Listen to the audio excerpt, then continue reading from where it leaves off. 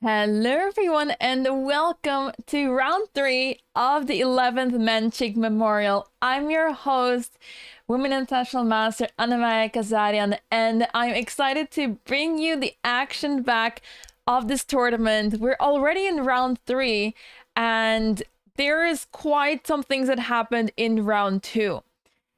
The games have just begun. Well, we are on a 15-minute delay. You saw the camera feed of 15 minutes ago. Well, actually, that was live, but now we're back in time. So this, what you're seeing now, is 15 minutes delayed. So everything should be working accordingly now. Yesterday turned out that we didn't have a delay anymore, but today we should have a delay. And let's hope that everything will be fine now. But yeah, as you can see, maybe the camera is a little bit too much delayed, but we already have the moves, and that's what's most important. So yeah, welcome everyone. Round 2, before we dive into round 3, round 2 had quite some drama already. Well, I don't want to call it drama necessarily, but a big heartbreaker happened. Maybe I can quickly show that to you. Let me just take a look here. Let's just recap a little bit what happened in round 2, because if I'm not mistaken, I believe some of the days, the players are playing a double round. So this morning, a morning round was played. We're not covering the morning rounds here, but there was a morning round, and it was Ketevan facing Cecile. Cecile won her game very nicely and convincingly. Elmira unfortunately lost to Andrea Mariara. Andrea played an amazing game, so definitely check it out if you'd like to. And Camila won against Anusha. This was very surprising. Just to dial back quickly, it was a very normal game. Not much was happening. And here Anusha actually had the initiative, but didn't take it because it is quite tricky. She had to focus here on the king side, I believe, because with knight h4, queen g6, it can get very interesting, right? So the d takes e4, just quickly going through the game to give you an idea of what happened. And after the trade, it seemed to be completely fine. And in fact, here she's even in a better position. I guess it's clear from the position that black is having the active pieces. White's pieces are sort of trying to figure out what to do exactly. This queen is a bit stranded. This rook is active, but not actually doing much. And this queen feels much more flexible, able to play queen c2, targeting the pawn. The rooks are here for now, but they're tying the bishop down to d2, so that looks pretty good. And this bishop has a lot of potential, but for now it's there, but it can quickly activate, let's say, to e4, and it's looking good for black. However, here rook c4 was played, which is a mistake, but not the end of the world, but because black is still better, queen e7, and here they repeated moves. And this was actually threefold repetition. So when I was watching this game, I thought, oh, maybe there's some DGT error that happened, possible, but I was also thinking they would have fixed the result by now, because that would make sense. Turns out, I see that one of the organizers wrote in the Lichess chat that turns out that Anusha pressed the clock, but not in time. She didn't press the clock in time, so officially she did not complete the move. And also, in order to claim a threefold repetition, before you make a move, you have to pause the clock. You write down the move that you want to play that would end up in a threefold repetition, and then you ask the arbiter, or you call the arbiter to claim the threefold. Unfortunately, this is not what happened. Instead, Anusha flagged in this position where not only not only was it 3 full repetitions, she was also actually doing better than her opponent. So it's a big heartbreaker for Anusha, who also had a big opportunity to win yesterday against Elmira. And today against Camila, she had another great opportunity to at least make a draw. But yeah, she did not press the clock in time. She was in already a big time scramble over here. And yeah, unfortunately for her, she lost the game. So yeah, that's why it's so important to know how to claim a draw. Make sure that you stop the clock. Don't make the move, because as soon as you make the move and press the clock, you cannot claim the draw anymore. Only if your opponent repeats one more time, then of course. But unfortunately, this is how you should claim the draw. And yeah, this meant that Camila won her game and she's now on 1 out of 2. So yeah, big heartbreaker in round 2. On the other boards, it was a draw between Katarzyna and Claudia. It was quite a tense fight. Katarzyna was the one pressing for the longest time, but well, maybe not the longest time, but she did have the initiative. But then in the end game, it fizzled out, and soon enough, it ended in a draw. And then the last game of round 2, Shambhavi against Lara. It looked like Lara was pressing for the longest time. She was actually winning. She was winning quite a bit here, but I guess it's not easy to evaluate the position here, because what is going on here? But turns out Black is completely winning. Apparently you can take the pawn on c4, and that is enough to take the initiative, but already looking at queen takes a5, queen d8 looks very scary. So I presume that is why she went for this, but in the end she was not able to find a way to win, and she just went for a draw here. Very instructive endgame, actually. When I was looking at this game earlier, I thought Black is just winning, but looking at it now, it's not so easy. How do you actually win this? Because you don't have a way to enter with the king. If you play king h4, that's asking for trouble. Going the other way, you don't really have a good breakthrough. Perhaps there is some way to make the opponent make a move that's bad. So yeah, it looks like you have to play for that. Yeah, tough one. She was winning, but in the end she decided for a draw. Of course, the players are low on time, so if you don't understand the idea, or you don't have any idea how to come up with a way to win here, then of course it makes sense to settle for a draw. Actually, I just realized there is queen e1, but I guess after queen e1 there's queen f2, and trading should be a draw. So then you'll have to go back. Somehow you have to find a way to take a pawn, I guess. So yeah, not so easy. So it makes sense that the draw was offered here and they agreed to it, and that's it. So with this result, we have no longer any player with 100% score.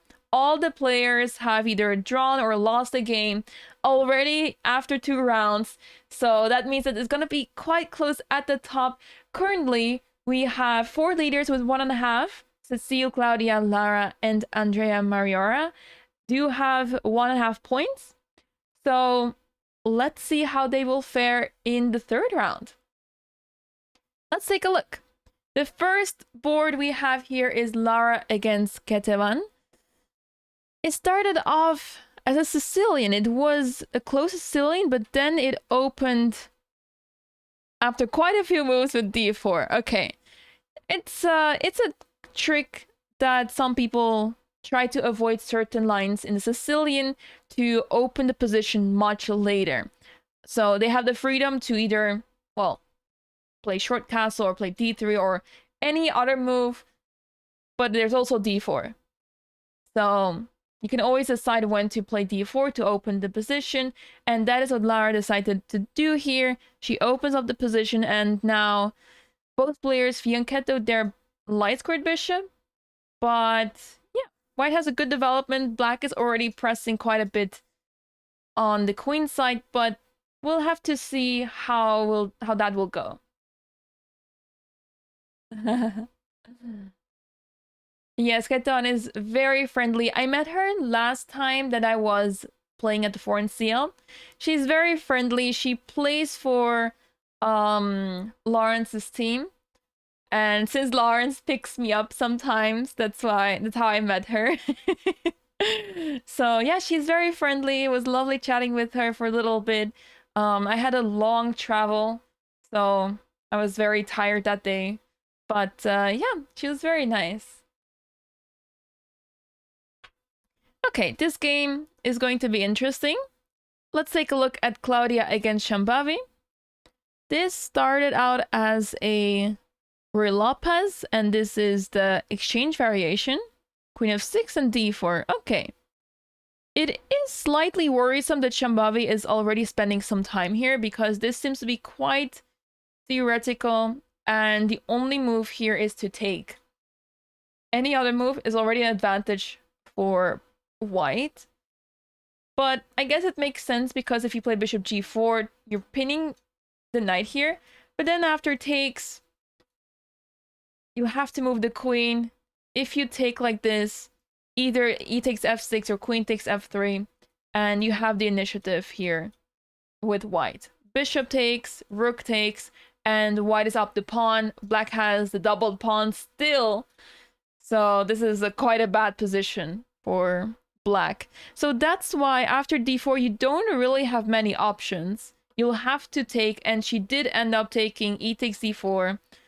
So now theory goes bishop g5, and then you can pick the pawn up again, either with queen takes or knight takes, depending on where the queen goes, really. In exchange, Ruy Lopez, I have been tempted by it as well recently to learn it, but I'm also very attached to playing the regular Ruy Lopez. And this is just very different stuff. It's a very different structure. It slightly reminds me of the Berlin. Just a tad bit. But yeah, also it reminds me a bit of the Scotch, for example. I've played the Scotch, and yeah, you get those really uneventful positions. So it kind of work out very nicely, but it depends on what your playstyle is as a player. If you're more into sharp attacking positions, this may not be suitable for you. But at least you have a plus, I think, with white. You have some sort of slight advantage. Yes, yes, I have been tempted a lot to play all openings. Yes. E5 over here. Let's take a look. If e5, what is the problem with e5? I think e5 is simply over pushing, because even though it feels natural to play e5, the pawn will end up becoming a weakness sooner or later, because at the queen g6, well, you have to take the pawn, right? If you'd played queen takes c4, now that you push the pawn to e5, there's queen takes c2. So that's, I think, the main problem. And if you play knight takes d4, there is some big lack of harmony here. There's bishop h3, and you can still defend with queen f3, but it feels quite loose here. Black is castling queenside very soon and developing easily. And now I actually think that the bishop pair is powerful. This pawn, it looks very active, but it's actually not doing much. It's quite weakened. So I would be very careful here with white. So you don't want to push the pawn too quickly, even though it feels very natural to do so. So bishop g5 is played by Claudia. Very good move, developing a piece with tempo. So she's still ahead in development. And after queen g6, now she can take with the queen, defending the pawn on e4. All right. Okay. So let's see. Mm, let's take a look at our next game. Anusha against Katarzyna. Also another Sicilian, but with g3 instead. So not going for d4 just yet. F6. Interesting choice. And now we're in a completely different structure. So this reminds me of the in the French, just to show you quickly. In the French with e4, e6, queen e2, there are positions where you just end up playing e5. Well, in this position, you can play e5, and you're just in a completely different opening. It's just that white has an extra move here, but at the same time, queen e2 is a strange move to play here.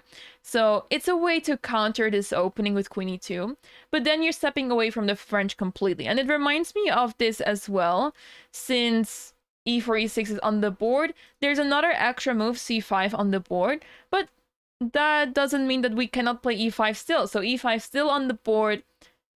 Black is keeping an eye on that d4 square and at the same time giving up the d5 square. So there's pros and cons to this move, but it just leads to different positions and it makes sense to...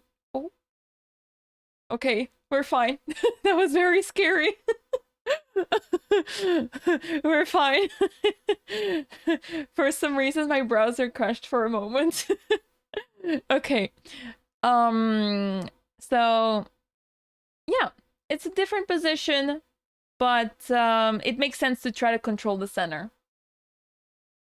You often hit a knight on f6 with e5. True, for example, if you play the Alekhine, e4, knight f6, e5, or there's a lot of positions. Yeah, there's a lot of openings where this happens. Whenever the opponent plays knight f6 and you have the opportunity to play e5, you do it because the knight will have to retreat. Yes. So yeah, in that specific situation, it is a bit problematic. All right, so this position, looking very healthy for both sides. White is controlling the d5 square. For now, black cannot quite access the d4 square. I mean, it's possible. Well, here, knight d4, it was possible technically, but it feels too early. And yeah, I guess you just go for some trades and white will be able to take advantage of this. So first develop the pieces. Bishop g4 comes to mind to prepare knight d4. The main issue with knight d4, well, as long as the queen is on e2, it's fine. But in case knight d4 is played at some point, c3 is always around the corner. So white is not too worried about d4 square being available to black. In fact, after knight d4, we can always take. And the pawn structure of black is a bit suspicious, so I would not be too worried. I would not be too worried here with white. So far, so good. Let's check in on Anna-Maja against Camilla. Started with d4, d6, c4, e5. All right. Knight c3, e takes d4, queen takes d4, knight c6. And we sort of entered a position that could arise from the English opening. Queen d2, bishop e6, e3, and knight f6. So with e3, Andrea is basically initiating that she's not going to develop the bishop on this diagonal. She will play most likely b3 and bishop b2 and develop the bishop on this diagonal, which makes perfect sense. But for now, she has to bring her kingside pieces out, and she does that with knight f3. So that looks fantastic. And yeah, balanced game. The players are taking it easy. I don't see too much theory on the boards right now. It also makes some sense because the players have already played a round today. And some of the games went on for quite some time. I believe some players may have had less than an hour to rest before the next game. So yeah, that must have been quite a hassle. It's always difficult to play double rounds, even though the time control is quote-unquote only 90 minutes per person with an added increment of 30 seconds per move, even though that's less than what we're used to in, let's say, open tournaments where a lot of the times it's extra time, or at least in, let's say, European championships or team championships, like such as the Olympiad, we do have 30 minutes extra time after move 40. In this tournament, we don't have that. There's only 30 seconds added after every single move. And because of that, it is much more feasible to have 2 rounds in a day. But at the same time, it's still quite a challenge. It's very difficult to come around and to be ready for the next game. So yeah, it's quite taxing. Yes, we had an early round today. So some of the days, let me grab the schedule real quick. Today and on Thursday. So today and Thursday are double rounds. All the other days are single rounds. So yeah, some days we have double rounds, and that's why we already had a round earlier today, so we're already on round 3. And tomorrow will be round 4 in the afternoon, but we will not be covering this on the broadcast, so you would have to follow it by yourself without me. But tomorrow will be round 4 and only 1 round. So no double round tomorrow. All right, A5 is on the board. Okay, it is taking space on the queen side, but it does weaken the B5 square. Now, it's not something to be worried about just yet because, well, the knight can jump to B5, but then it's unclear what it's actually doing there. You would rather control the D5 square. But for now, white should develop. Development is very important in the opening. I'm guilty of it myself sometimes, to forget about developing my pieces. It's very tempting to take control already very early on. Moves such as knight d5 come to mind because I see a square that I can control. Why not control it already? And then later we can worry about developing. But no. Most of the times development is important, so focus on developing first. And then you can start taking space, controlling the center, controlling squares, etc. All right. And then we have a close matchup, another one. Cecile against Elmira. Let's see what the opening was. Elmira played the Scandinavian. D4, knight of 6. Okay. Bishop c4. Pretty normal. Earlier I did say you need to make sure that you develop your piece as well, but knight e5 has a concrete reason that knight c4 is a big threat. The queen is stranded on a5, and you need to make sure that you give it space. That's why c6 was played. Now bishop c4, because the queen can retreat to either c7 or d8, so it's completely safe here. e6, g4, bishop g6, h4, knight bd7. Wow, they're playing very quickly here. Knight takes, and h5. Wow, this bishop is not really happy here.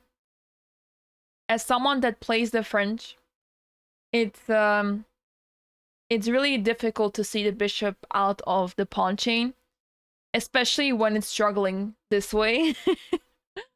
So I would rather put my bishop on c8 and keep it safe there for a while. But now it's on e4, and one might argue that it's doing a great job there, but it looks quite terrifying.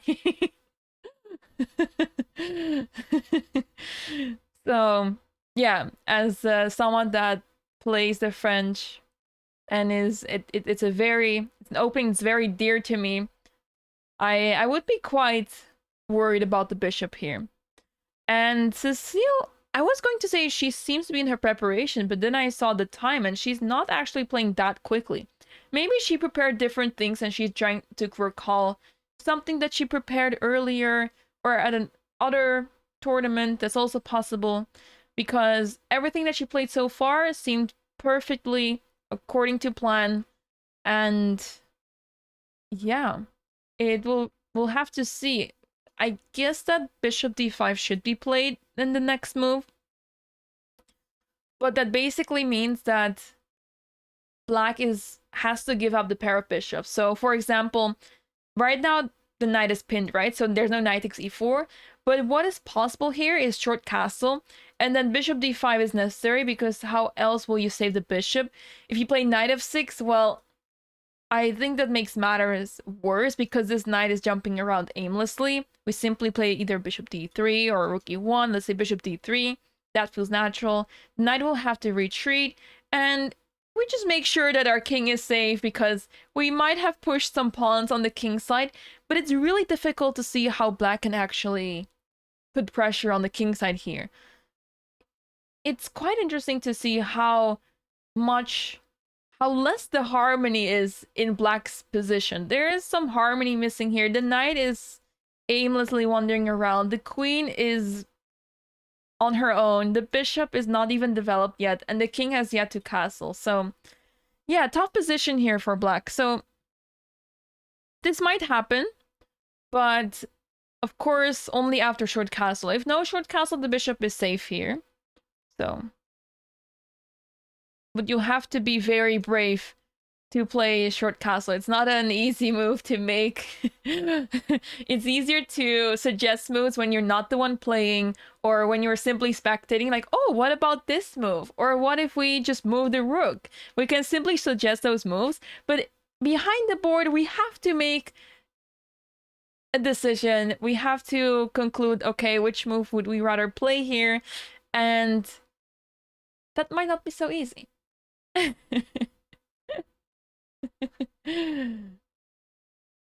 Yeah. So this game is going to be very exciting as well. I do have to add that Elmira lost her game earlier today, and she also didn't have a great game yesterday, so we hope that she recovers from this sort of bad streak soon. But at the same time, Cecile is doing amazing, as she won her game earlier today quite convincingly. Although yesterday she did have a really rough game, so yeah. In this field, anyone can beat anyone, really. So I'm really excited to see who is going to prevail in this field and who might take a norm. It would be so exciting if we get some norms from this tournament. Okay. Let me have a look.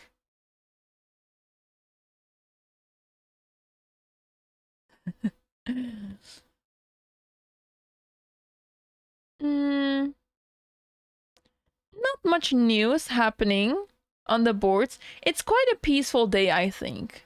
Although this game is looking quite funky. But yeah, most of the games are looking quite peaceful. The players are taking it easy. Remember, we have 1.5 hour time control. So the time control 1.5 hour per person, and only 30 seconds increment, which means that the players, once they get to 1 minute on the clock, that's all they have, because they will rely on the 30-second increment. Earlier in the morning, we had one of the players unfortunately flagging, even though it was a completely, well, it was an okay position, but they were ready to go for the threefold repetition. And it was a threefold repetition, but unfortunately one of the players flagged and was not in time to claim the draw. So that goes to show it's quite difficult to deal with this time control, and you have to be ready for this. You have to be mentally prepared for this, and also try to play on your opponent's clock a little bit, because imagine you're on 30 minutes and your opponent's on 1 minute. There's a big chance you might outplay your opponent just because of this time difference. Your opponent has a bigger chance to make mistakes, and you have a lot of time to figure everything out and actually take advantage of your opponent's potential mistakes. Elmira's opening this morning was crazy with a black knight on b1 after 9 moves. Oh yeah, true. I saw that. That was actually crazy. I had no idea what was happening. Yes, no, Leopardo. Good question. Good that you're asking. I was invited to play in this specific tournament, and I thought it would be a fantastic preparation for the Olympiad, which is starting in about the 2 to 3 weeks from now.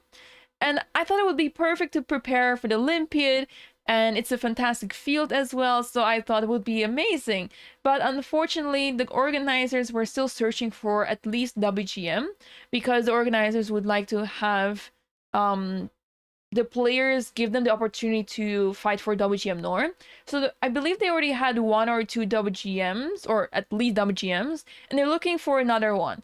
And the only reason I'm basically not playing is because my title has not been approved yet. The organizers were even trying to check in with FIDE or some people that they know from there to see if nothing can be done about this, but no, unfortunately, we all have to wait for the next council meeting, which is expected to happen at the Olympiad. So, unfortunately, my title will not be approved before the Olympiad, so we're waiting for it. But yeah, it's okay. I'm excited for my WGM title. And yeah, actually, a couple of days ago, Aga, the organizer of this event, she asked me if I was interested in commentating on the event, and I thought, oh, that's fantastic. If I can't play, this is the next best option, right? I mean, I like to have a balance between commentating and playing because I really enjoy playing and I really want to keep trying and keep playing chess. But at the same time, doing commentary is a lot of fun. So if I get to do this from time to time, I would absolutely love it. Do we get more tournament benefits from WGM? We've yet to see. I expect so, but I have no idea. So yeah, it's an absolute pleasure to be commentating on this event. It's a very nice tournament to keep a close eye to. I have played almost half of the field. I've already played the players in the past, so it's a good tournament to keep a close eye on. Some players that are not playing this year, but for example, Andrea Navortescu, she won in this tournament with a score of 9 out of 9. 2 years ago, she won 9 out of 9. So, yeah, there's some fantastic storylines here with this tournament. For those who don't know, the tournament is in memoriam for Vera Menchik. Vera Menchik, the person right here next to me, she is the very first women's world champion in chess. Very first. And if I'm not mistaken, no one had ever taken the title away from her.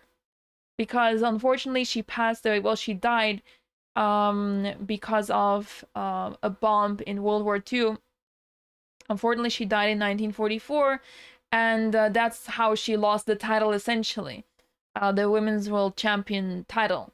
So such a strong player already back in the day, before computers even existed, before engines existed. None of this was there all back in the day. So yeah, such a strong player, and sadly she died way too soon.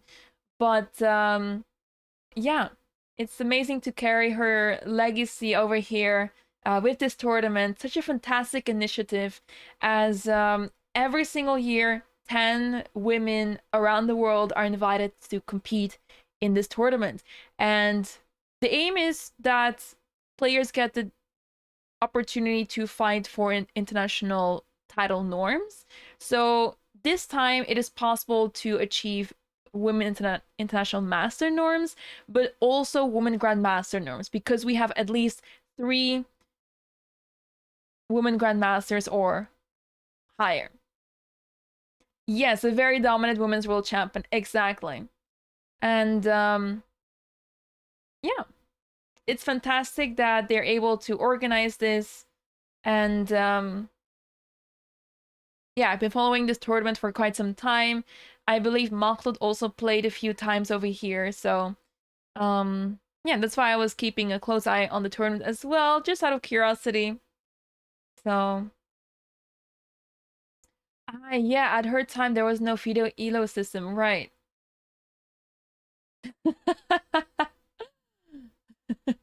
Is it allowed to trash talk in this tournament? Well, as you can see, It's a very quiet atmosphere. I know that you don't hear sound coming from the venue, but there's not much to hear. Either way, um, yeah, there's no talking happening whatsoever, and I'm sure all the girls are very supportive of each other, very nice and friendly. Um, yeah, so it's a very serious competition, so trash talk would not be fitting for something like this.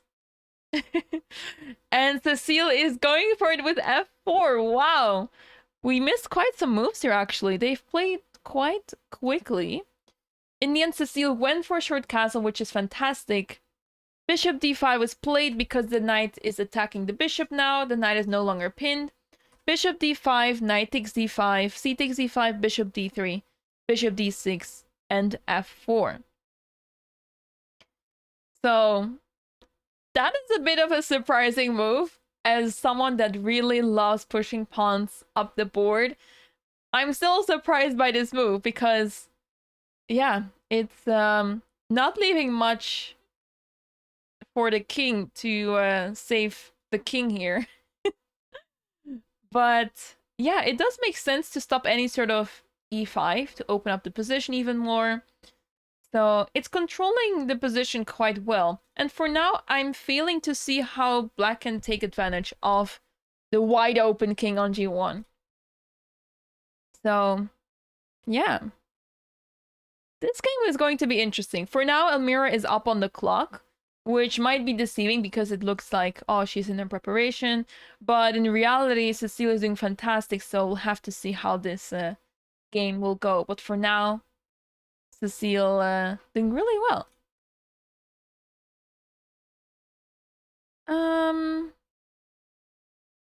Let's go back to Claudia's game.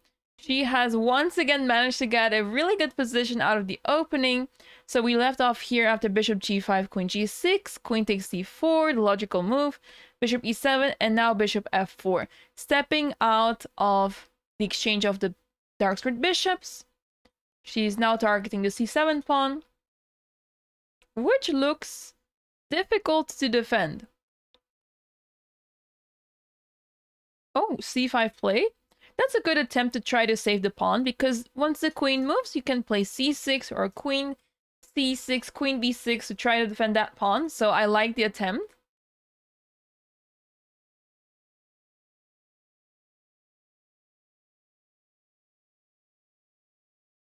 Perfect.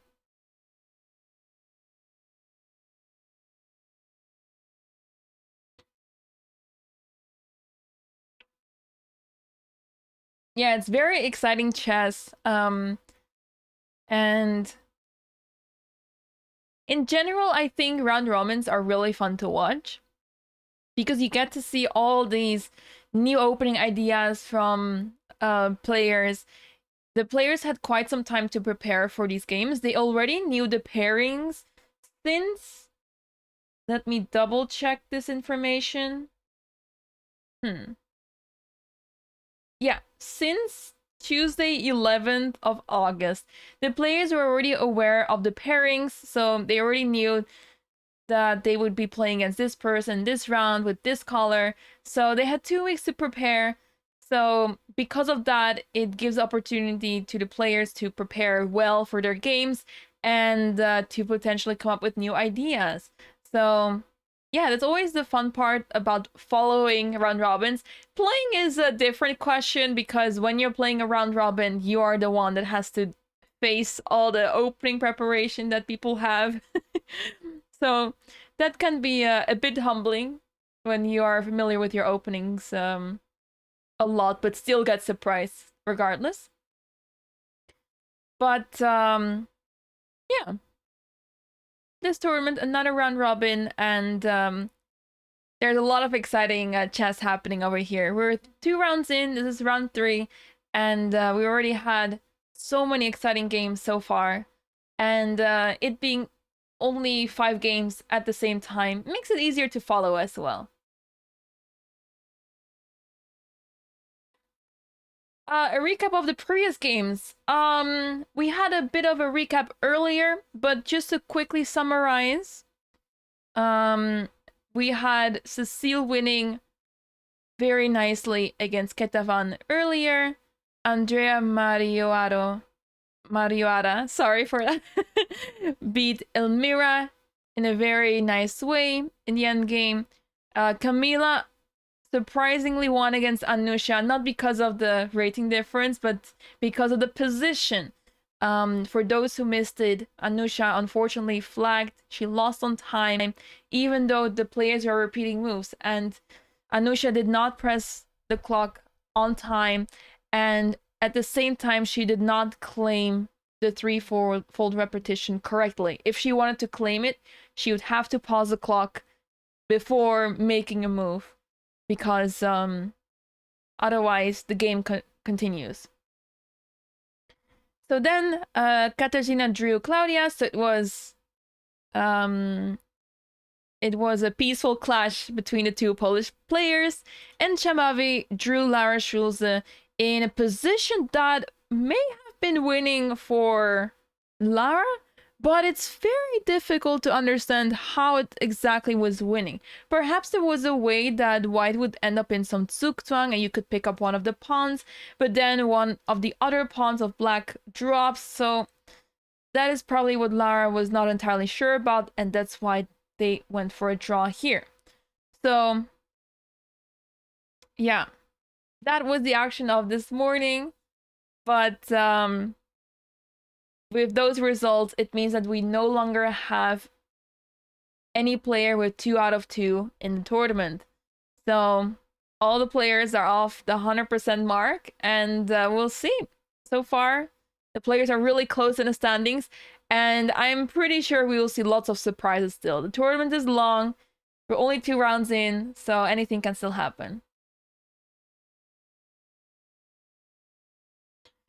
Yes, it happens a lot that a lot of the players move to England, even though they're originally from a different country. It makes sense because if you think about it language-wise, it's easy. If you speak English, then it's easier to move to England than, let's say, the Netherlands, where I'm from, because my parents had to learn Dutch all of a sudden, even though they have no ties to the Netherlands whatsoever.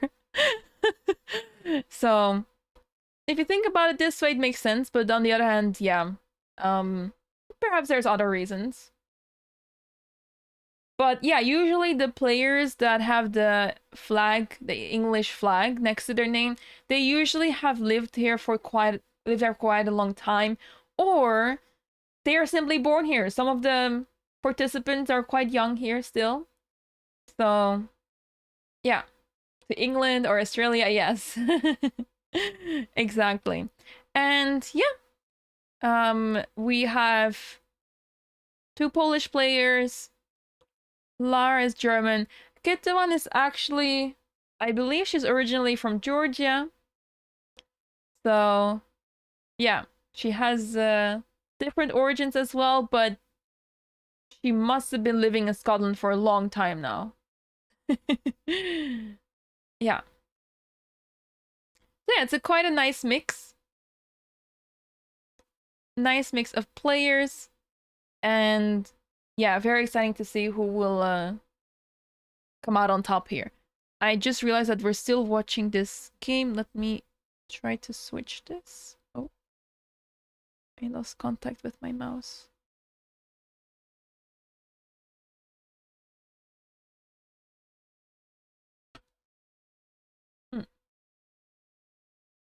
No, I lost contact with my mouse. So let me quickly sort this out.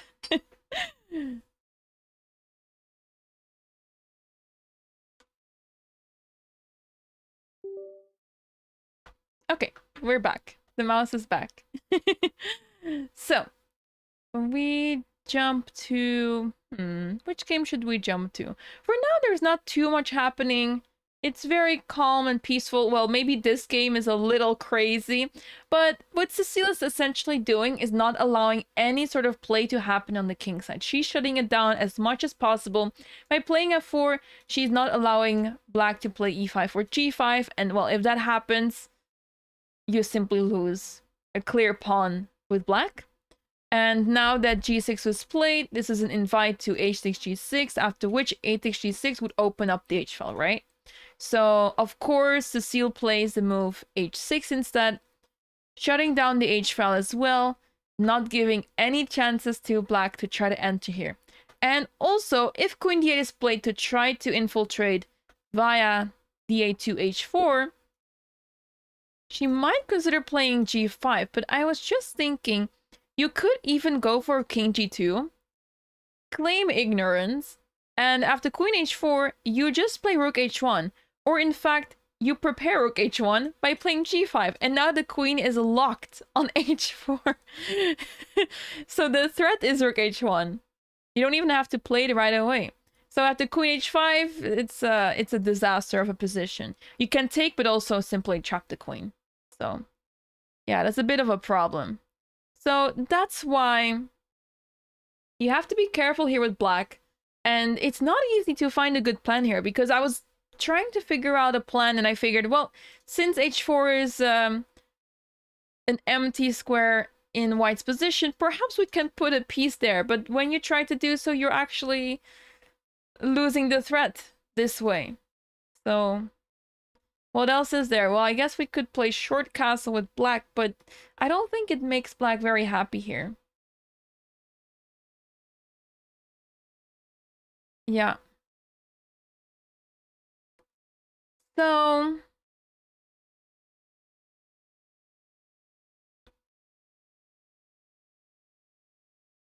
I like white's position, but okay, anything can still happen. And at the same time, white has a pair of bishops, but because we're in a close position, this knight can jump around at some point. I think this knight might get dangerous, so white has to be careful and watch out for the knight to not become too crazy,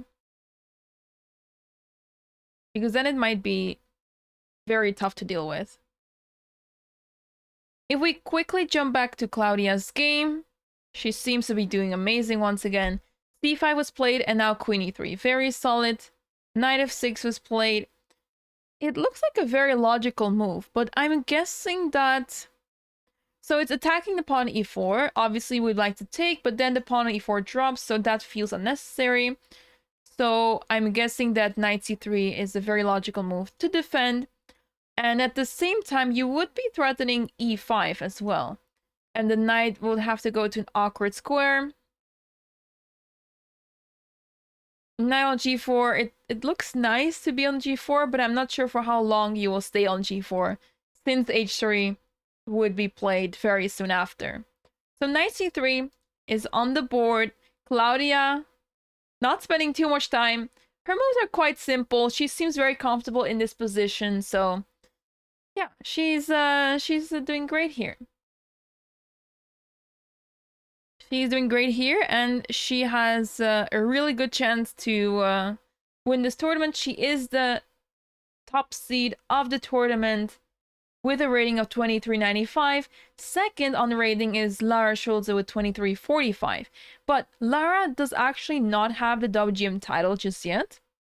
Perhaps it would be a good idea to look quickly up how close she is to the WGM title, because I would expect her to be WGM already, but perhaps she is missing one norm, which is very possible. It's not easy to get a norm, so let me find the information that maybe she has some norms already.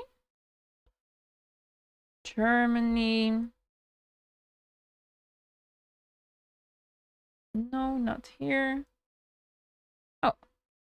Oh, I don't see any norms registered here. No. Well, maybe she doesn't have a norm at all, which would be surprising, but it is very possible. Let me do one more check.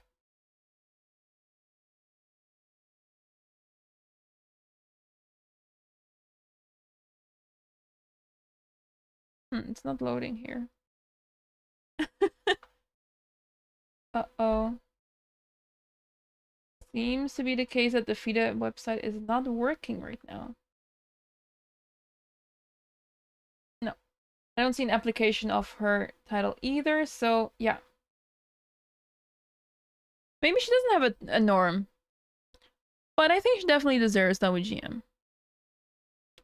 Knight g4, h3, h5. Oh! So let's assume that here knight g4 is played, queen e2.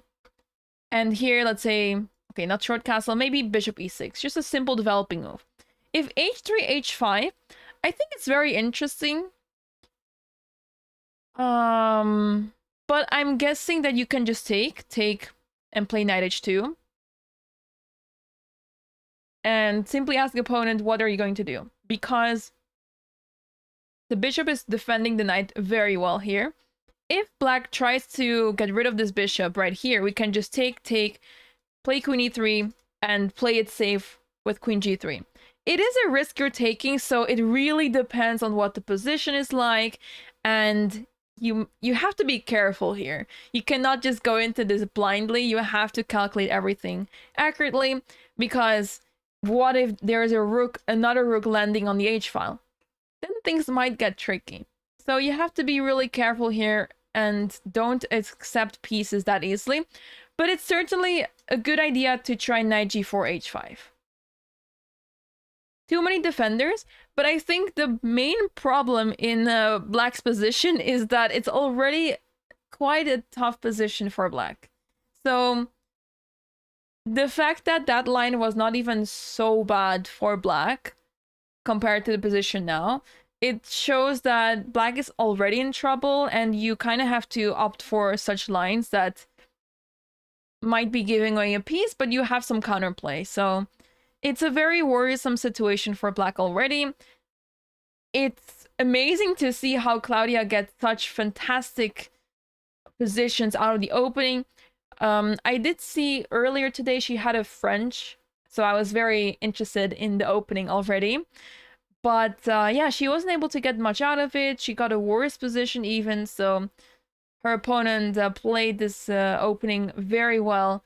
And yeah, that just happens, especially with black. Difficult to get an advantage out of the opening in round robins, especially where your opponents are typically very well prepared. So yeah. Thank you very much. Let's see.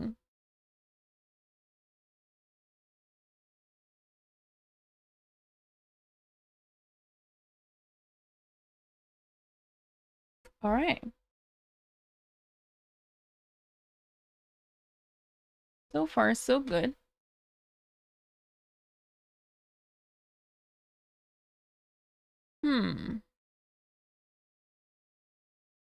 Let's take a look at the game between Anusha and Katarzyna. Oh, seems to be that a mistake was just made. Let's see what we missed here. So after d6, d3 was played, bishop e6, c4, protecting the knight one more time, queen d7, a3, rook a8, bishop d2, and now bishop to g4. What is the problem behind bishop to c3? It feels like a natural move because white has to deal with this threat, knight to d4. My guess is that white simply had to step out with queen e1, let's say, out of the pin and deal with it differently. Because knight d4 is incoming and it's very unpleasant. And bishop c3 seems... It feels like it's saving the situation, covering d4. But in reality, it doesn't particularly stop black from going knight d4 anyway. So let's say takes. I imagine pawn takes here, knight d4. And after it takes, bishop takes d4, c takes d4. We have this position. And I see potential for this dark squared bishop here. This dark squared bishop can maneuver b6, a5. Soon we can open up the position with f5. I see better chances here for black, but not a big difference, I think. The worst case with black, you just take the knight off the board if you are not happy with your light squared bishop. But I think it's unnecessary because h3 is never happening. It's never happening, so we don't have to worry about this. So even though bishop c3 is natural, it is actually not helping white in any case. And black is very glad to grab the bishop pair. But will Katarzyna find this idea? It's not easy. Behind the board is not easy whatsoever. Keep in mind that playing knight e4 right away, there's always knight takes e7. White can always grab the bishop pair or remove black's bishop pair. So that's why knight takes e5 feels more accurate here. Okay, for now, Katarzyna is still thinking here. Do we have anything unusual on the other boards? Okay, let's see what we missed in the game between Andrea and Kamila. We left off around here. A5 was played, bishop e2, a5. Kamila is extending on the queen side, knight d4, knight takes d4, e takes d4, d5. So now we have a more familiar pawn structure on the board. c5 makes sense because what else? You don't have b3 available because there is pressure on the a file. So yeah, you have to push. If you take, you have a pretty bad isolated queen's pawn. The queen on d2 is misplaced. Bishop still needs to find a way to develop. So c5 seems very accurate. Bishop e7 and now queen c2. I like this move because not only is it attacking the pawn on a4, it also is giving some space to the bishop on c1. So now it can finally develop to f4, maybe even to g5. Or if you're really playing solid, then bishop e3. But I would prefer bishop f4. Usually in d4 openings, playing bishop f4 is it just feels right. Similarly with when you play e4, typically you play bishop c4. Of course, there's other openings with bishop b5, like such as the Red Lapis. But when you play d4, you typically get the bishop out to f4 in many different lines. Well, perhaps not when there is, I believe, the England gambit. But maybe then even at some point bishop f4 is possible, just not right away. So, okay. I like white's position. White has more space. This pawn on a4 is a bit of a weakness. You'll have to play a3 to try to defend it, which is not great. Of course, b takes a3 is, well, it's a move, but I don't think it's a great move because it weakens the pawns here. It's a permanent problem. And we don't like problems. We want to have a nice pawn structure, so we'd rather play b4 here. And just keep an eye on the pawn a3. We can always try to capture it. In fact, after queen b3, bishop takes a3, I'm not sure how you can, like, defend the pawn. So, yeah. It's not an easy situation. Also good to mention that after queen d7, you immediately lose a pawn because of bishop b5. d6, and bishop takes a4. Turns out it's not the best move, which is ironic. But I guess you can also retreat and then capture the pawn on a4. So, and then also there's some weak squares in black's position, so all in all, not a fun position for black. So that's why this pawn on the a4 is quite vulnerable. Perhaps pushing it this far was a bit premature, but it makes a lot of sense. You don't really have many other pawn pushes here with black, so yeah, let's see what she comes up with here, but it's already a tough position for black. She'll have to be very precise here to try to survive, I think.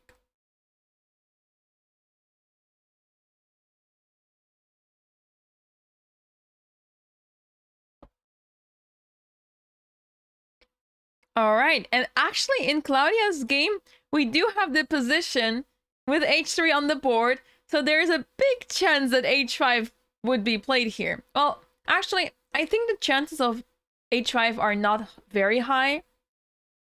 I think it's not likely because it just looks dangerous. It feels... It doesn't feel natural here to sacrifice the piece with black because of the fact that there's a bishop on f4, which is defending really well. But at the same time, black might feel very uncomfortable with the position altogether because knight e5, knight f6, knight e5, queen h5 has to be played, and it looks quite dangerous for black. The queen feels quite trapped. Actually, after queen e3, g4 is a big threat. g4 winning the queen? Yeah, that's not something that you would like to sign up for. Yeah, so there's a chance h5 might be played, but I don't think that chance is very high. Also, it's not that much of a great move. It just might help practically given the circumstances. We're already in a bad position, so might as well try to fight for things. And yeah, it's the worst to go down in a way that you have no opportunity to get anything out of the position.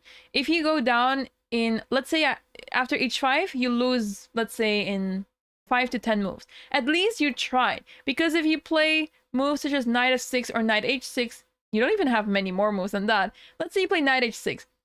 It would feel quite awful to lose in such a way that you didn't really even try. You were just there, you're standing, and you're just hoping that your opponent does not find the right moves. It feels the worst to lose in that way because you're not able to put up a fight. With h5, you're at least trying to put up a fight, trying to get some counterplay, because when you try to get counterplay, there's a chance that your opponent makes a mistake. And then you have the chance to come back. So that's why it's so important to keep trying. And there is something good about being stubborn and very, you know, keeping it solid and safe and making the opponent work for the point. But then we see a repeat of what happened actually yesterday in the game of Claudia, where she was completely winning all game. And yeah, it was a bit of a torture for the opponent to keep playing. Because if you resign, it doesn't feel right to resign. So it feels too early to resign. But at the same time, you just know for a 99% chance you're going to lose. So yeah, because of that 1% chance, you have to keep trying. But it's almost negligible because you just know you're going to lose. Well, Shambawi did in fact play the move knight h6. See, it's a move that feels very stubborn, as in it keeps the opponent work for the full point. It's making the opponent work for the full point. But it's not a fun position to play. This knight has absolutely no prospects. I cannot imagine this knight coming back to life. And that's not a good sign. Hello, welcome in everyone. Welcome in. This is the 11th Menchik Memorial. We are now on round 3. For those who missed it earlier, we had the morning round already. Round 2 happened in the morning. We are not covering the morning rounds, but we do have coverage of the afternoon rounds over here. We are live on the ECF YouTube channel, but also on my Twitch and YouTube channel. So wherever you're watching from, welcome in. Hello. And yeah, we had quite some surprises earlier. We don't have a leader anymore, at least not a sole leader. We don't have any player with 100% score anymore. And unfortunately, there was one game that ended in yeah, one of the players flagged, lost on time, which was very sad because they were just about to claim a draw. Or, well, I'm not sure if they wanted to claim a draw or if they had the intention to do so, but matter of fact is they lost on time in a position where it was already threefold repetition, and the person who flagged actually had a better position. So that's a bit of a pity, but that goes to show anything can happen. It is the classical time control, but without the extra 30 minutes after move 40. So it is a bit of a change in the sense that you don't get extra time after move 40. You only get 30 seconds extra after every single move. So once you're down to 1 minute, you stay around 1 minute. And it's very highly unpleasant to be there. And that is why usually towards the end of the game towards, let's say, the last 10-20 moves, that's when most mistakes happen. So the first 20, maybe even 30 moves, not much is happening, but then suddenly the games crash all of a sudden as the players are down on time, and yeah, anything happens in time trouble. We've seen the craziest things happen already yesterday, so yeah, that's why it's important to be up on time. I was mentioning earlier, if you have 30 minutes and your opponent has 1 minute, that's such a big advantage. You can almost compare it as being up a piece, because the chances of your opponent actually blundering the piece with that 1 minute, they're very high. Very, very high. So that's why it's so important to keep time left. And for the final stages of the game, it's important to manage the time well. But of course, if you play quickly, if you play fast for the first 20 moves, there's a big chance that you might make a mistake. So we have to find a balance there. Yes, earlier, just before the broadcast started, the London Chess Classic has announced its date. I would be very happy to go back. It's my best tournament performance ever last year, so I have very great memories from visiting London. And yeah, also the tournament here, the Menchik Memorial, is happening in London. It was a big bummer for me not to be there. I would have loved to be in London right now, but I'm also very pleased to be commentating this event for you guys.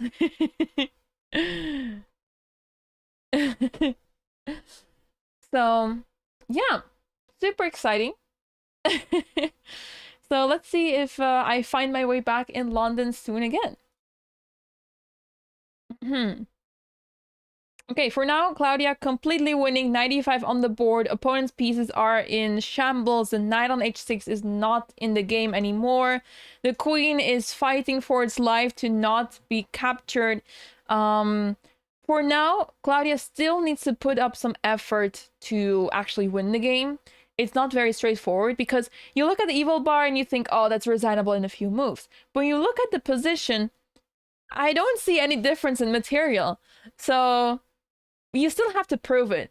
+3 by the computer does not necessarily mean that it's completely winning just yet. You still have to prove it. You still have to take the advantage. And once you are up a piece and it's +3, then it makes more sense. But for now, you have to find the right ideas with white. And I think one of the ideas that white is looking to play is knight c4 to b6. You want to occupy the weak squares, and b6 is the first square that catches my eye. But at the same time, you might not have enough time to reach b6 so easily, because by the time you get there, there's bishop e6, rook d8, and there's a chance that black can consolidate. For now, queen f6 is attacking the bishop here, so queen e3 comes to mind to defend the bishop, and the game continues. But yeah, it's a good question. Claudia keeps doing this. I would be very happy to have such a position so quickly out of the opening already. Yes, I have played Claudia when I was in the tournament in Poland. Yes, she was my first round opponent, and she completely crushed me in this game. So yeah, I know how strong she is. My first-hand experience. And actually, I have played her twice in Classical and I've lost both games. So I know exactly what it's like to face Claudia. And yeah, she's very active these days. It's really good to see. Has been playing really well. Unfortunately, she played a tournament in Hungary recently, just before this tournament, and she lost some points there apparently. But I'm sure she will get them back very soon. She's a very skilled player, and it's just amazing to follow her games. I mean, we see from this tournament already. Her technique is amazing. Once she gets the winning position, she is going to win it. There is a big chance that queen e3 and then g5 might happen, but as I say that Claudia plays bishop h2, there's a big chance that she was actually worried about g5, because otherwise queen e3 somehow feels cozier. Something feels right about playing queen e3. But yeah, she was perhaps worried about g5 and then g4 and then some counterplay. So why allow all of this counterplay when we can just play it safe with bishop h2, right? And also this gives opportunity to play f4 at some point. So it does feel natural.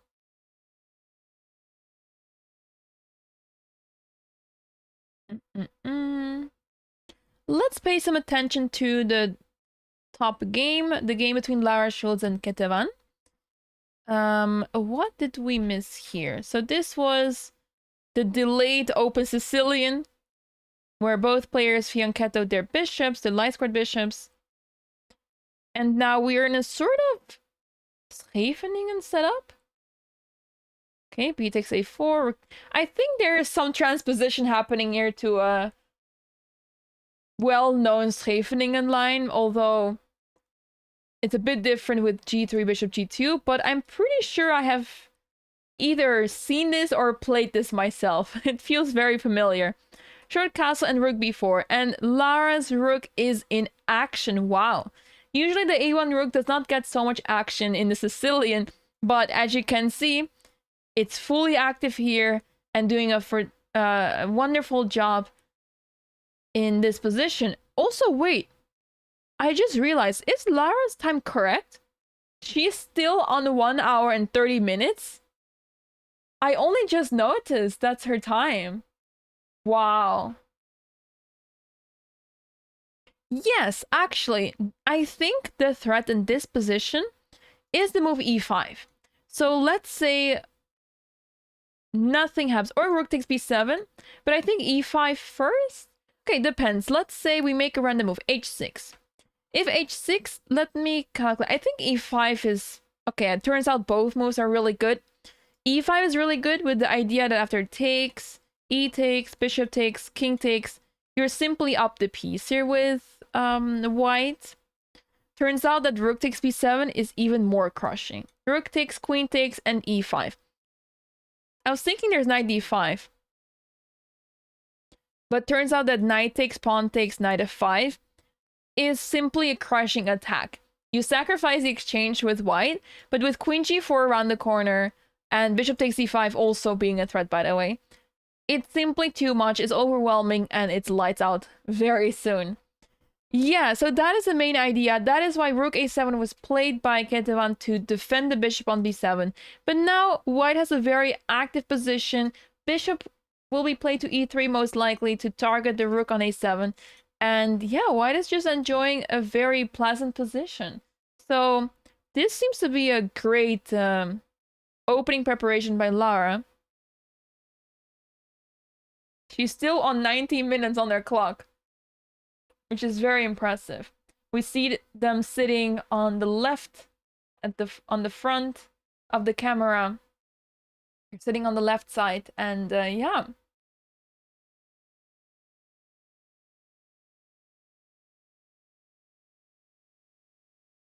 Exchange down and the engine says it's better than a pizza.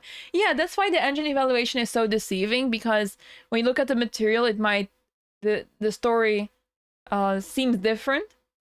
But yeah, it's all about so many different aspects of the position, so many factors that can change evaluation so much. So yeah, you have to take things into consideration, but it usually depends on what the position is like and who has the more active pieces. Are there any direct threats, perhaps? So yeah. How the lower the player is GM? Good question. I think let me quickly look this up, because I know that a few players have been given their Grandmaster title upon winning an event such as the European Women's Championship.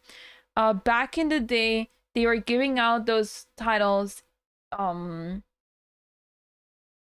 much quicker than right now. For example, right now, if you win the European Women's Chess Championship, you get the WGM title directly. But I believe back in the day, it was a Grandmaster title. So it says that she has been a grandmaster since 2009, so 17 years ago. And let's see. Oh, she did cross 2500. In January 2009, she crossed 2500, which is why she received the title in 2009 March. She did get all her norms, apparently. I was not aware of this, by the way. But it looks like she actually achieved her norms back in the day. And yeah, let me quickly check her graph. Yeah, she was 2500.06 in 2009. She was exactly 2500 in 2009 January. Wow. That's very impressive.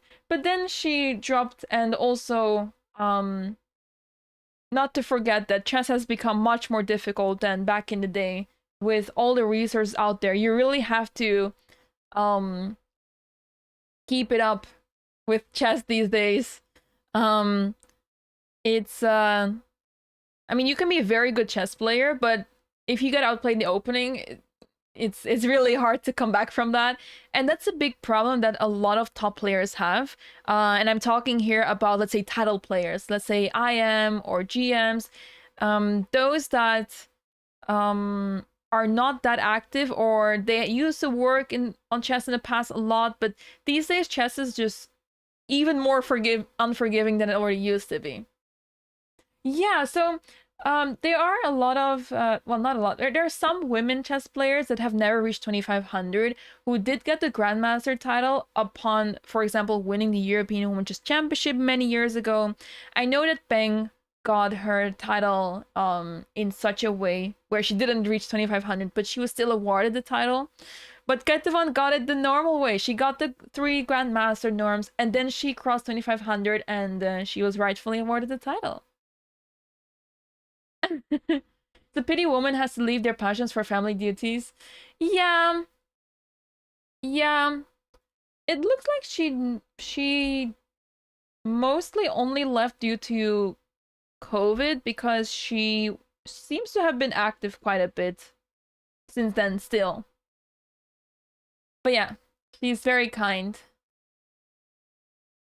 It's easier to be outworked and out prepped. Yeah, exactly. It's much easier, and it's cruel. Chess is really cruel these days. So yeah, that's a tough part. But yeah, she's still playing. It's fantastic to see her play, and yeah, we hope that she does well in the tournament. It's a bit difficult to say that we hope that all the players do well here when not all of them can be doing well here. But of course, we hope, if not for the score, that at least that there would be learned a lot from the games. That's what matters most.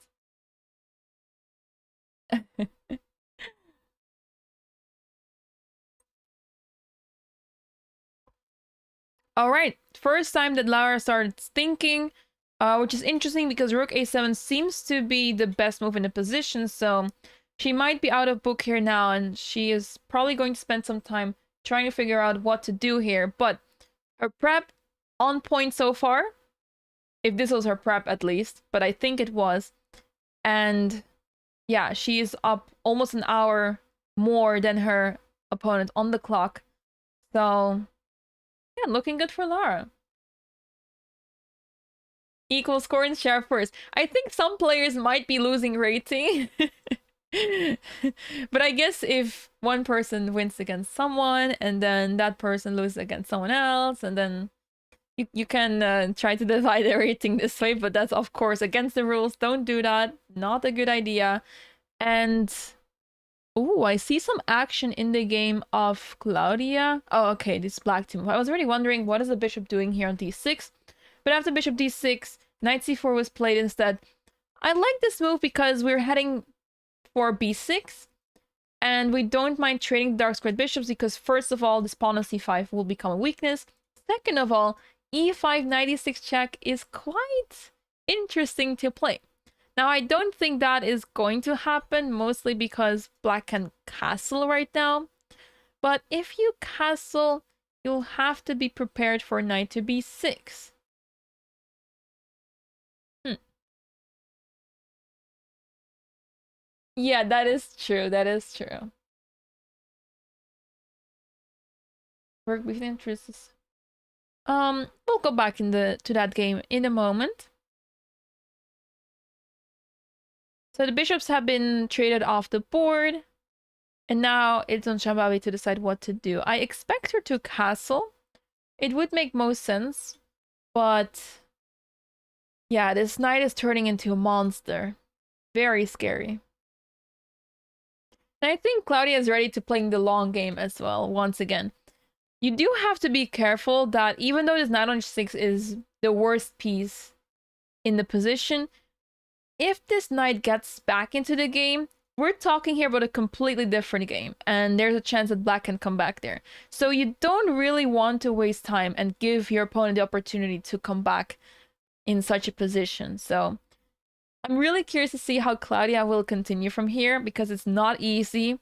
But yeah, she's a very skilled player, so I trust her with this position. But yeah, anything can still happen. So don't let the evaluation bar deceive you. As long as the material is equal, anything can still happen.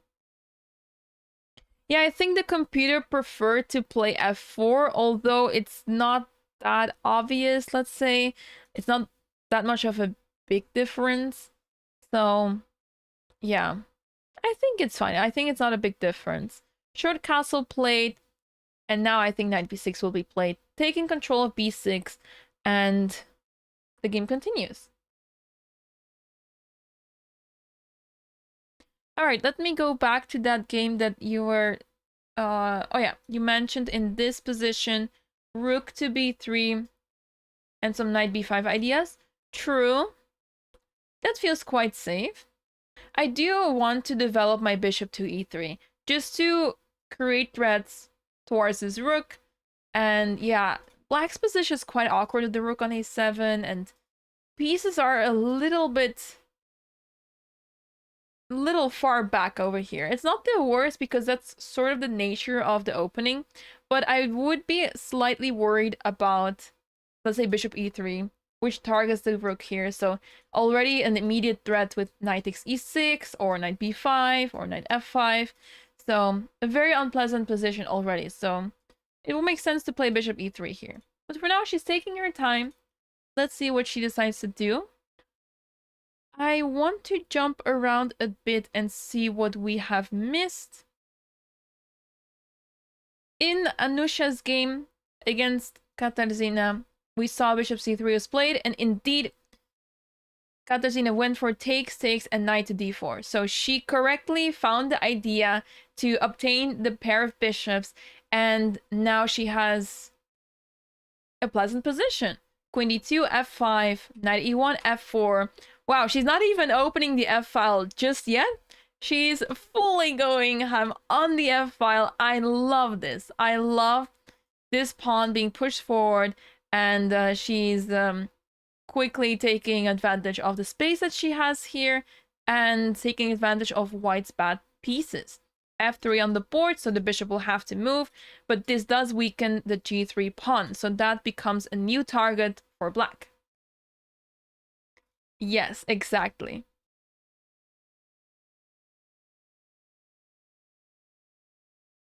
Okay.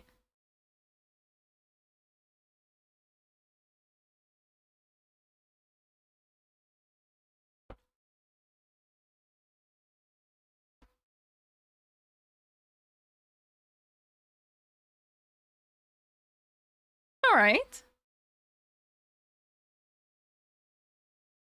You don't have too many moves to consider here.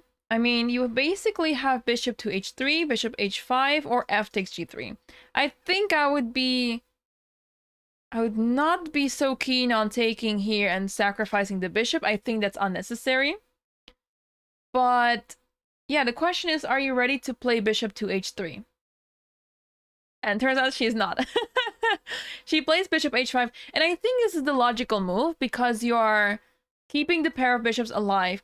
But the question is, do you really want to keep the pair of bishops? Because the position is rather close. Maybe at a later stage of the game, the bishops come back to life. But for now, there is this wall of pawns. Maybe she's playing against the fact that this bishop will be very bad. So this bishop can never be bad, never be worse than the bishop on g2. So perhaps that's why she didn't want to trade with bishop h3. And if bishop h5, indeed g4 is what comes to mind. I think sacrificing is too much here. As much as I would love to sacrifice here, I think it's too much because it actually helps white to come back into the game, and then she can develop the knight back to f3, or maybe rook f3 first. It's very simple to play here with white, or perhaps knight f3 to then play king h1, rook g1, and try to somehow move the bishop. My idea would be king here, rook here, queen here, and then bishop here. Some creative way to try to get the pieces out. But yeah, I don't see a way to attack here with black. So I think that's why sacrificing the bishop would be too much.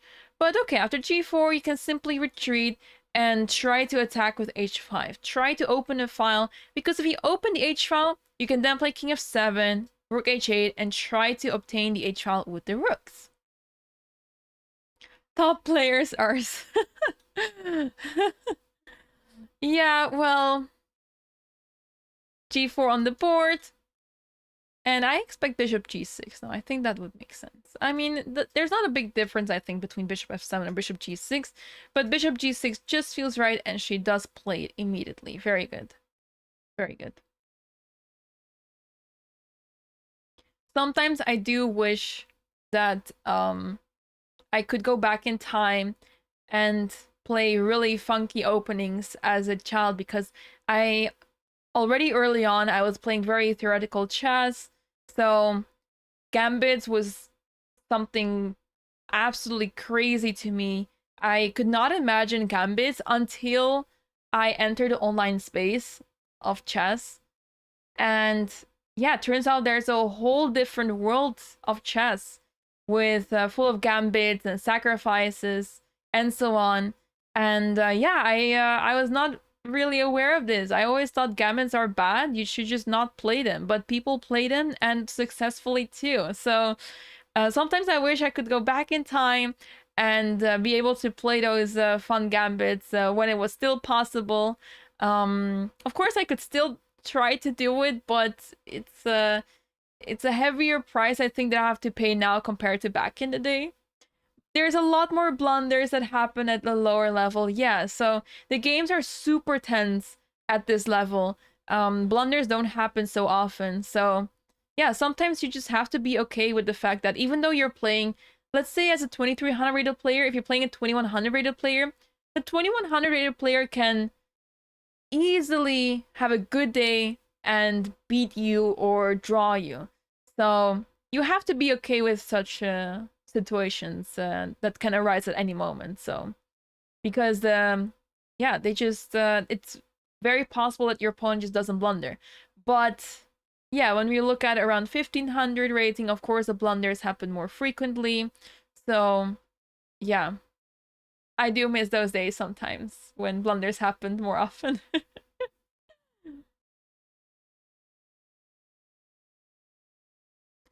No, I was not well, in a way I was a positional player, but I like to I was tactically good player, but my openings were not super sharp or anything.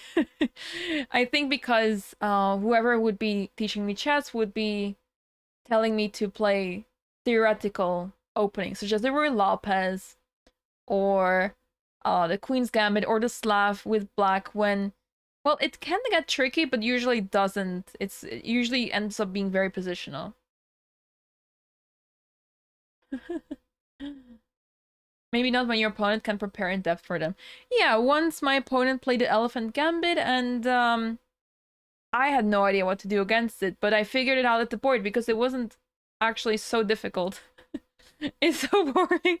Yeah, well, this is why it's for already from a very young age I was taught these very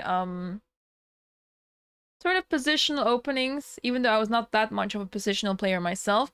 I did play the dragon when I was very young. When I was 8, I was taught the dragon. That was a very short-lived, unsuccessful phase of mine. Because the problems, I was getting checkmate every single time with black, which is not very nice. Oh, no, I did have my face of Herdersmat. No. I'm proud to have given Scholar's Mate in an official rated game, not for FIDE, but for the Dutch rating, which was pretty special at 7.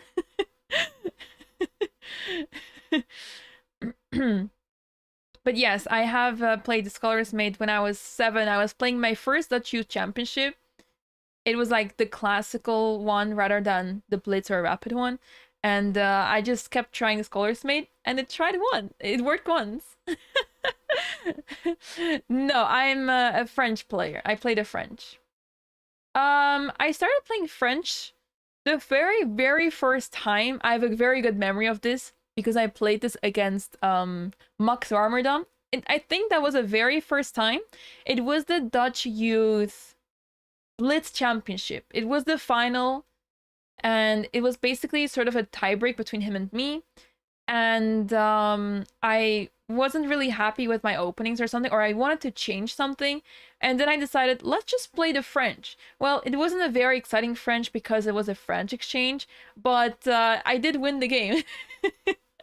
Back then when, of course, Max wasn't as strong as he is now. But yeah, that's how I won the tournament. So maybe that was my sign that I had to pick up the French, which I ended up doing 2 years later because this was when I was 10. And I ended up playing, I think for the first time in a classical game was when I was 12. Yes, we were the same level. Yeah, absolutely. I actually have never played the Alien Gambit, no. Yeah, you might be able to find it in the database, yeah. Anyhow, let's go back to the games. Let's have a bit of an overview. Okay, not too much has changed, actually. Oh. Oh, what's wrong with Rook C1? I thought it was a very normal move. Is it because of H5? H5 and just blasting the kingside open? The Monte Carlo variation. Oh, that name is... I recognize the name, but I'm not very good with names of openings because growing up, I was avoiding learning names of openings very much. The thing is with H5, H3... Oh, sorry, not H4. H3. You can still open up the H file. So takes, you have King F7, Rook H8, and you're able to get access on the H file. Also, not to forget, there's a dark squared bishop here, which you can put on G3, and no one can do anything about this. So even that, you can still ignore it, and maybe bishop H4 is fine. And you just slowly get your pieces situated here on the king side to then take on G4. Ah, it's just C4. Oh, that's my favorite way to play with white. Yeah, I don't mind it at all with black and white. I like it.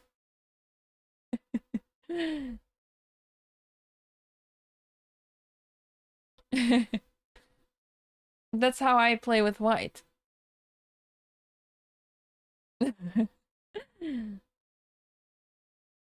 Yes, this is the problem. Now it does make me wonder why Rook C1 is bad. Did you have to play something in particular here? Hmm.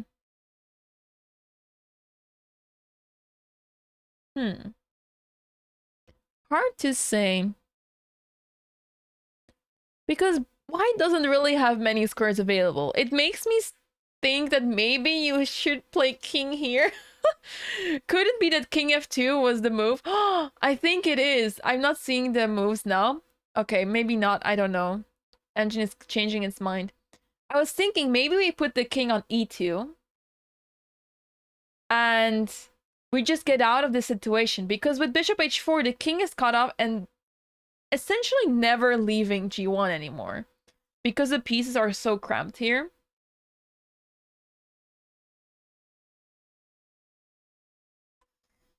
The thing is, okay, turns out the best move here is a4.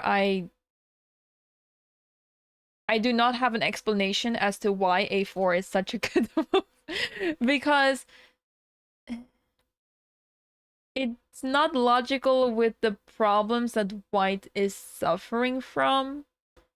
It turns out that white needs to try to get some activity by playing a4, knight c2, knight a3, and get the knight somehow involved.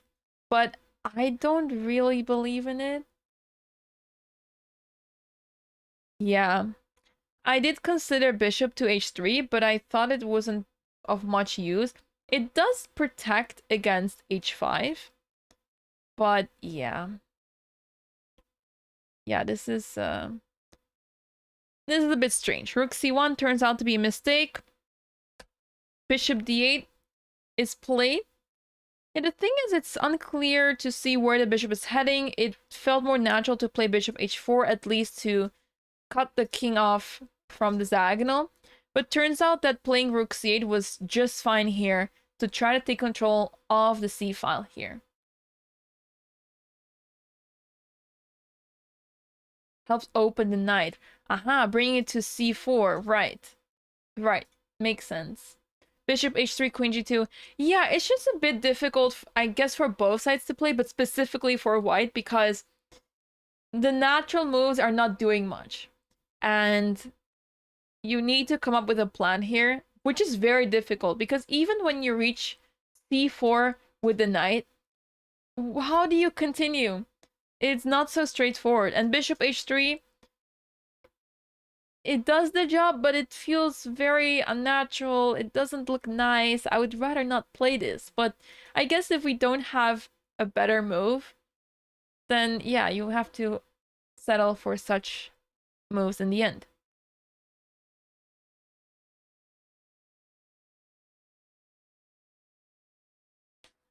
I'll be playing board 4 in the Olympiad. Yes, rook c8 is fantastic with black.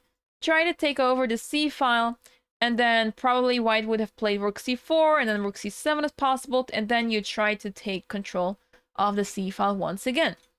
So this could have been a good idea. Also, I guess it was possible to play b5 here.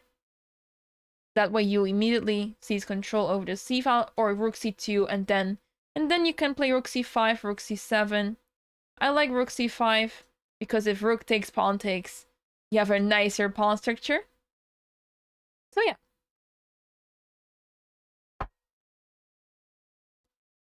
For now, rook c1 was played, bishop to d8, and now it's white to move.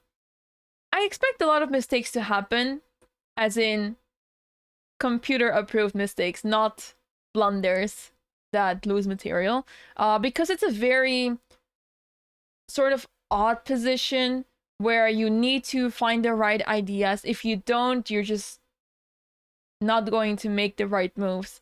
So yeah, we'll have to see how this game continues. Perhaps Katarzyna wants to expand on the queen side, so with bishop d8 she's preparing a5. That's very possible. Or she simply wants to play bishop b6 and then rook c8. That's also possible. So we'll have to see.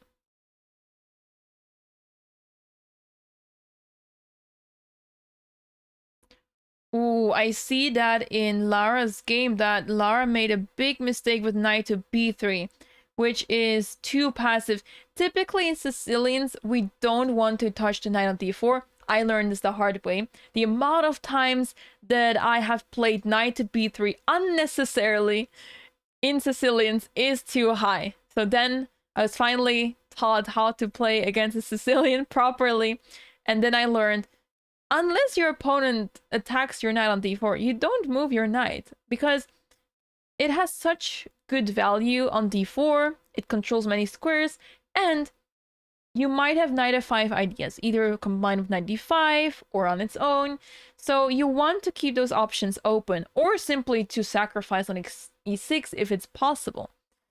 So that's why we would rather wait for our opponent to, let's say, play e5. We provoke this move, and then we would like to move it because we have no choice. But by playing knight b3, you are allowing knight to c6, and all of a sudden this rook is a little bit misplaced. It's funny how the evaluation changes so quickly, right? And after rook c4, you can simply step out of the pin somehow. Not with queen b6 though, because that allows bishop to e3, winning material. So you can simply step out of the pin with queen b8. I know it looks a little bit strange, but it's very common that you play this way in a lot of the Sicilians. In Scheveningen, I'm sure either Paulsen or Kahn, one of those Sicilians, where it's common to play queen b8. The rook can either retreat to a8, or maybe it has a better future after bishop a8, rook b7, and either apply pressure on the b file or on the c file. So it can contribute to the game this way. So yeah, queen b8 would be a nice move here. But we'll have to see what Lara decides to play. She had a really nice lead and she did have good preparation. But she has been spending quite some time now. So this is giving Ketevan a good chance to turn things around. But she does only have 24 minutes on the clock. Remember, there's no 30 minutes extra added after move 40. So the time that you have is what you will have for the rest of the game. You only get 30 seconds added to the clock. So because of this, you might already be in time trouble. I would already feel like I'm in time trouble with 24 minutes. It's very stressful. So yeah. So yeah, you have to be careful, and we'll see how this game develops. I think this game will be very exciting still, but I think White's best strategy is to try to play on the clock as much as possible. Try to outplay the opponent on the clock, because the position, a lot of things can happen still. As long as you make healthy, normal-looking moves, it's difficult for Black to find the right moves with such a little time. Well, I also didn't know about the knight on d4 situation for very long. I'm sure there's many games in the database where in many sort of 4 knight Sicilians, either with d6 or e6, I would just retreat knight to b3. And that is definitely not the move. But I just didn't know it until at some point I learned it.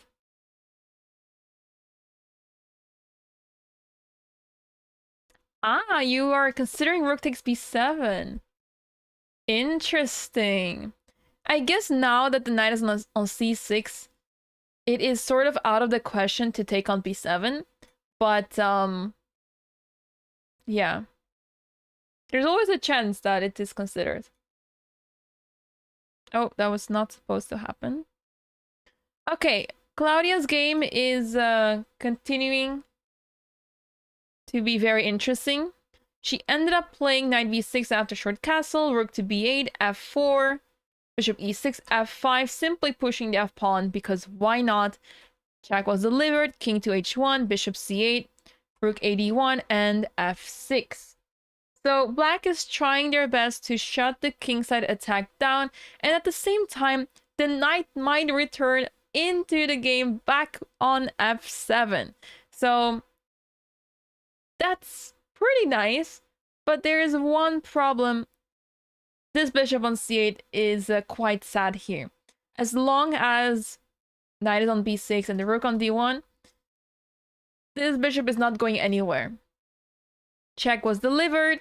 Knight f7 seems very logical to play.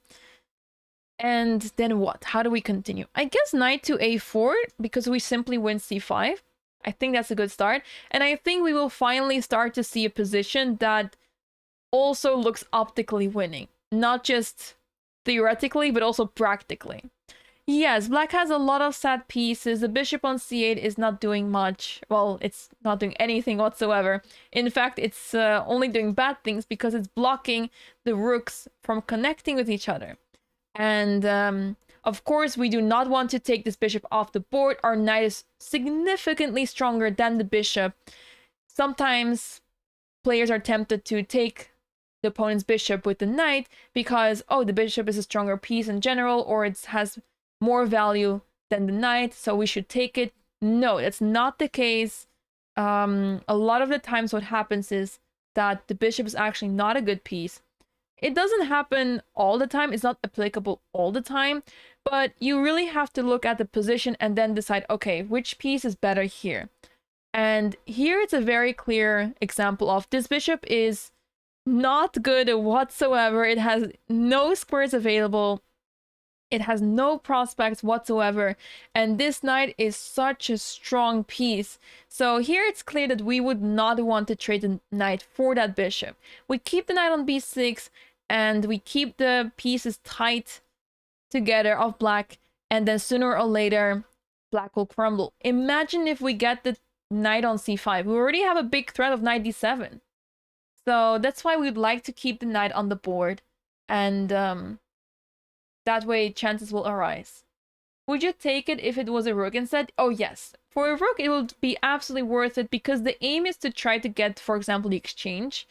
So with knight to d7, that's the plan, to win the exchange. So if it would be a rook instead, then 100% I would take it. Maybe not if there was a dark squared bishop here. Then it would be a little scarier with the weakened dark squares around the king. But yeah, the light squared bishop, this is why Claudia was playing against this bishop, and she put her pawns or light squares because she doesn't have the light squared bishop. So yeah, once again, fantastic conversion by Claudia. She still has to win the game, but she seems to be doing amazing here once again. So let's see how she will fare here. Let's see. We haven't looked at Cecile's game in a while against Elmira. We left off around here where Cecile played h6. Short castle, queen e1, offering the queen trade. That's a surprising choice. I guess it makes sense trying to get into the endgame. But I like white's chances more with queens on the board. Queen b6, bishop e3. Well, Elmira helped us, helped white at least, by keeping the queens on the board. Queen h4. Oh, this is allowing knight to e4. Because knight e4, bishop takes, pawn takes. Even though we have double pawns now, it's suddenly not so clear what's happening here. Because at the end of the day, the king on g1 remains a weakness for the rest of the game.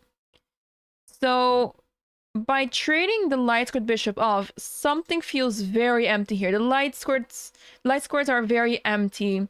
And yeah, you can slowly try to build on this. Maybe try to prepare g5 at some point. So yeah.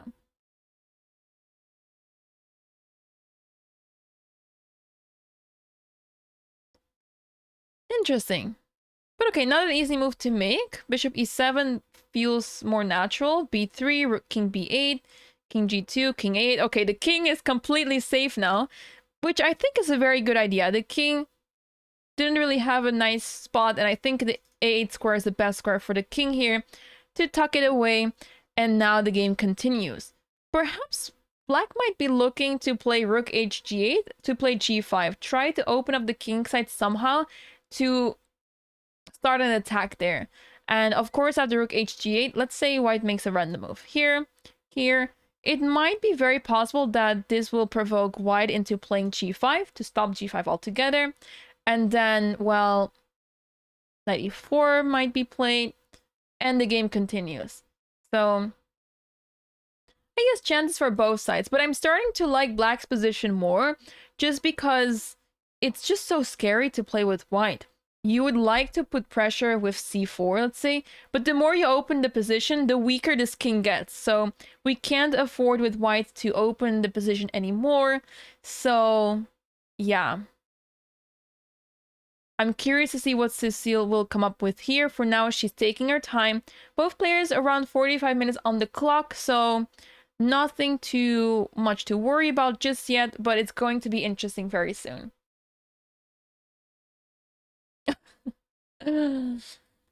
Yeah, so I was actually invited to participate in this tournament, but due to the lack of my WGM title, I was not able to participate because they were still looking for 1 or 2 WGMs. So it's unfortunate that I wasn't able to participate, but it's a pleasure to commentate instead.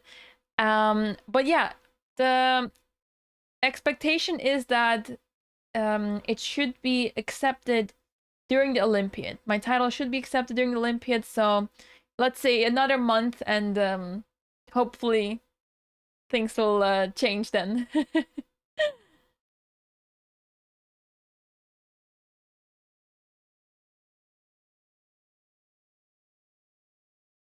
If 94, then trade and black has a weak pawn. So that might feel like it's the case because there's no help in right away. But just to quickly illustrate, okay, it's not a legal, or well, it's a legal move, but it's not a good move now because there's a bishop hanging. Just to quickly go back and explain about knight e4 here instead of bishop e7. So it's actually quite difficult for white to attack this pawn. Let's say with queen h1, like we attack this way because there's very few ways to attack this pawn otherwise. And yeah, you would be wondering, how do we defend this? Well, we can simply play the move f5, and we have this very strong pawn chain over here. And there's not much that white can do about this. Remember, the king on g1 is quite vulnerable, so you cannot really do a lot. Let's say if you start attacking on the queen side, maybe the rooks will start to enter on the c file and then enter on the second rank, and then it looks very dangerous. Well, I'm pretty sure there's a quote about this. So you have to look it up if it's a quote. But it's commonly said that a weakness is not necessarily a weakness if it cannot be taken advantage of. So in this position, e6, it looks like a weakness.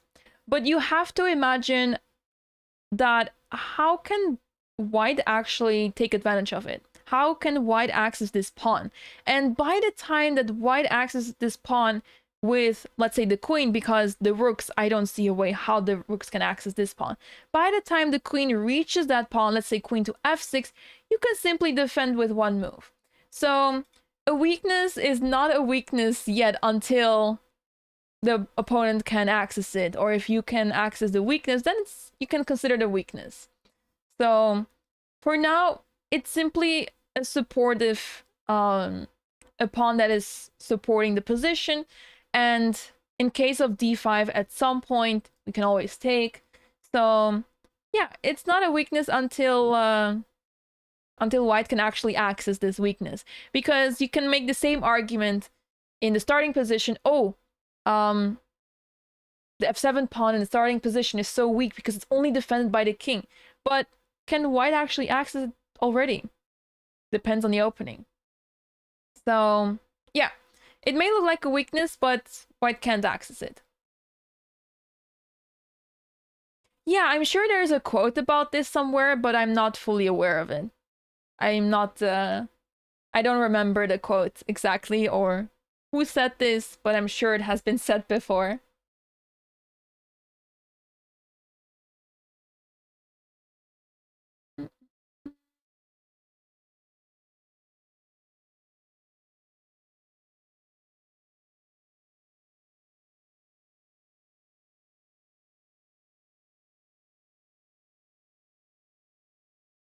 I'm getting word about some fun information for you guys. So, even though we have an amazing playing hall over here. As I mentioned yesterday, the tournament is happening next to another tournament. The Mind Sports Olympiad is happening right next to this playing hall. But if I'm not mistaken, it's a Blitz or Rapid tournament.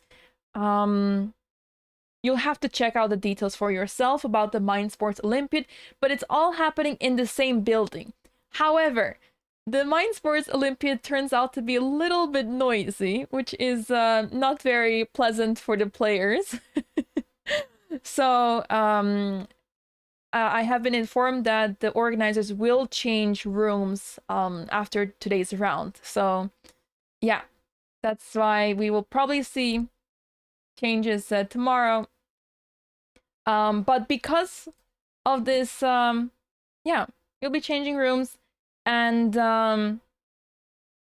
yeah, it's fantastic to see that the Mind Sports Olympiad has grown so much. There's so many participants over there. I believe there's a lot of different sports participating in this, and chess is one of them, and it's a big happening. So yeah, I can't imagine a Blitz and Rapid tournament gets noisy quickly because the games happen very quickly.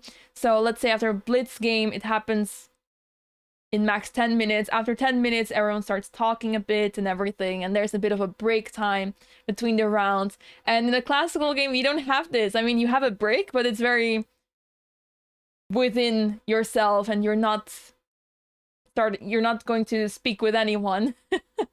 So yeah. We will be moving the playing hall for the rest of the tournament. But yeah, it's fantastic to see that the Mind Sports Olympiad has grown so much. And one of the participants, I believe, playing in a Mind Sports Olympiad is Woman Grandmaster Lan Yao. She has been visiting us in this room earlier. You might have noticed her on the camera. She has been walking around, checking out the games out of curiosity. And she, together with Elmira, she will be representing Team England at the Olympiad. So there's a chance we might face each other in the Olympiad. We have played England in the past. Actually, in one of the Olympiads that I played in 2016, I remember facing Team England. So that was 10 years ago.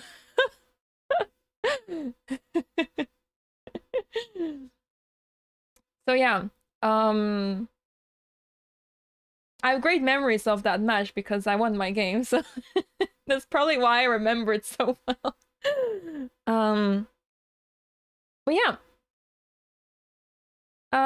Also good to mention, I believe I've played Yao Lun many years ago in a World Youth Championship, but that was before she moved to England, changed federations, everything, because I believe she was playing for China, if I'm not mistaken. But this was like many years ago. We were still very young. But yeah, she has been playing for England for a while, and she has won the British Women's Championship already 4 times. And actually good to mention is that Yao Lan shared her title this year, or well, actually last year in 2025. She shared her title together with Elmira, so they were both champions. So, just to illustrate how strong some of the players are, because Elmira, she's not having a very good tournament so far, but she's very strong, so definitely not to be underestimated, and she's quite a fighter, so yeah, I have still very high hopes of her.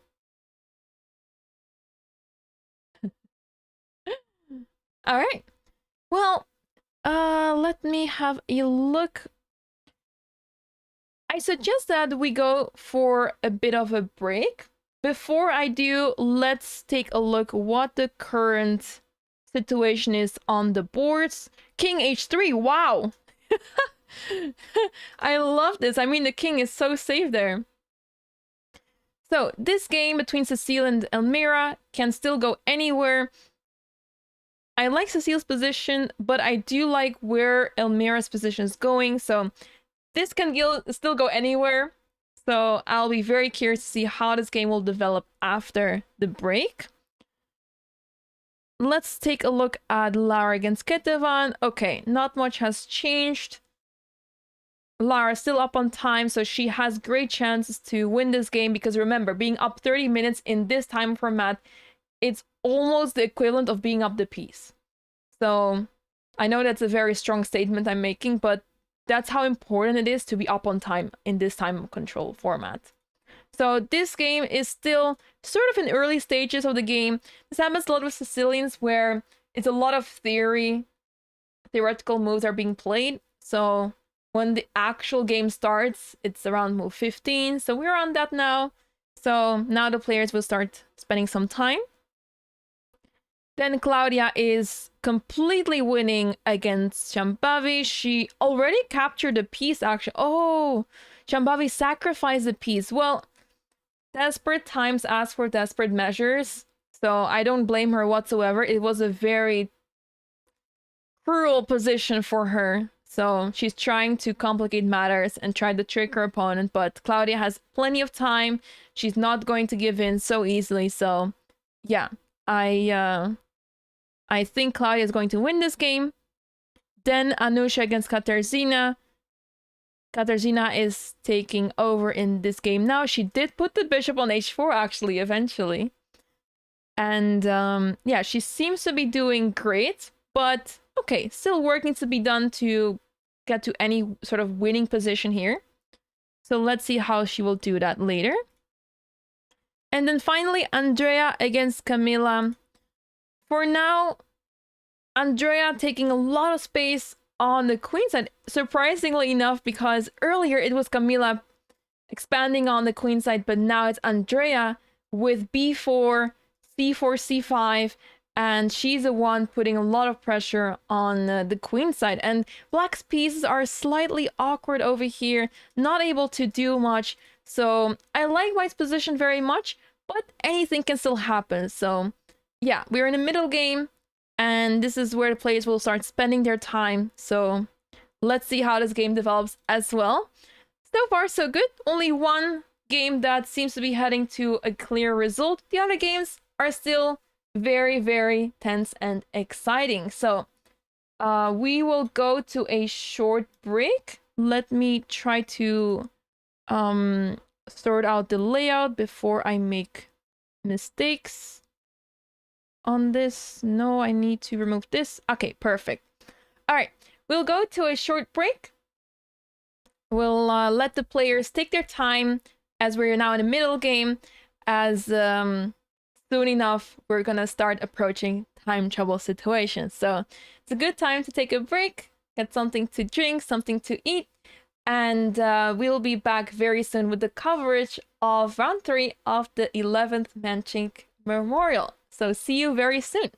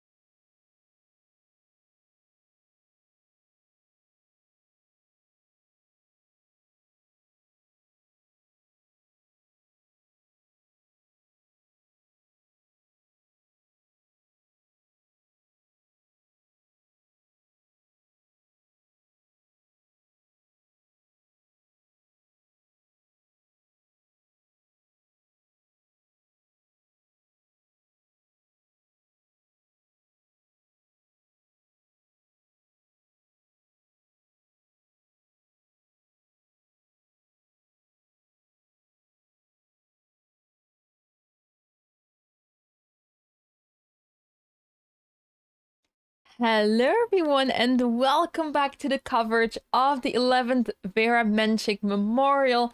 This is round 3, and it is heating up right now as the players are in the middle game, but they're also approaching time trouble very soon. So let's have a look at the games. What has happened so far? I already see a result.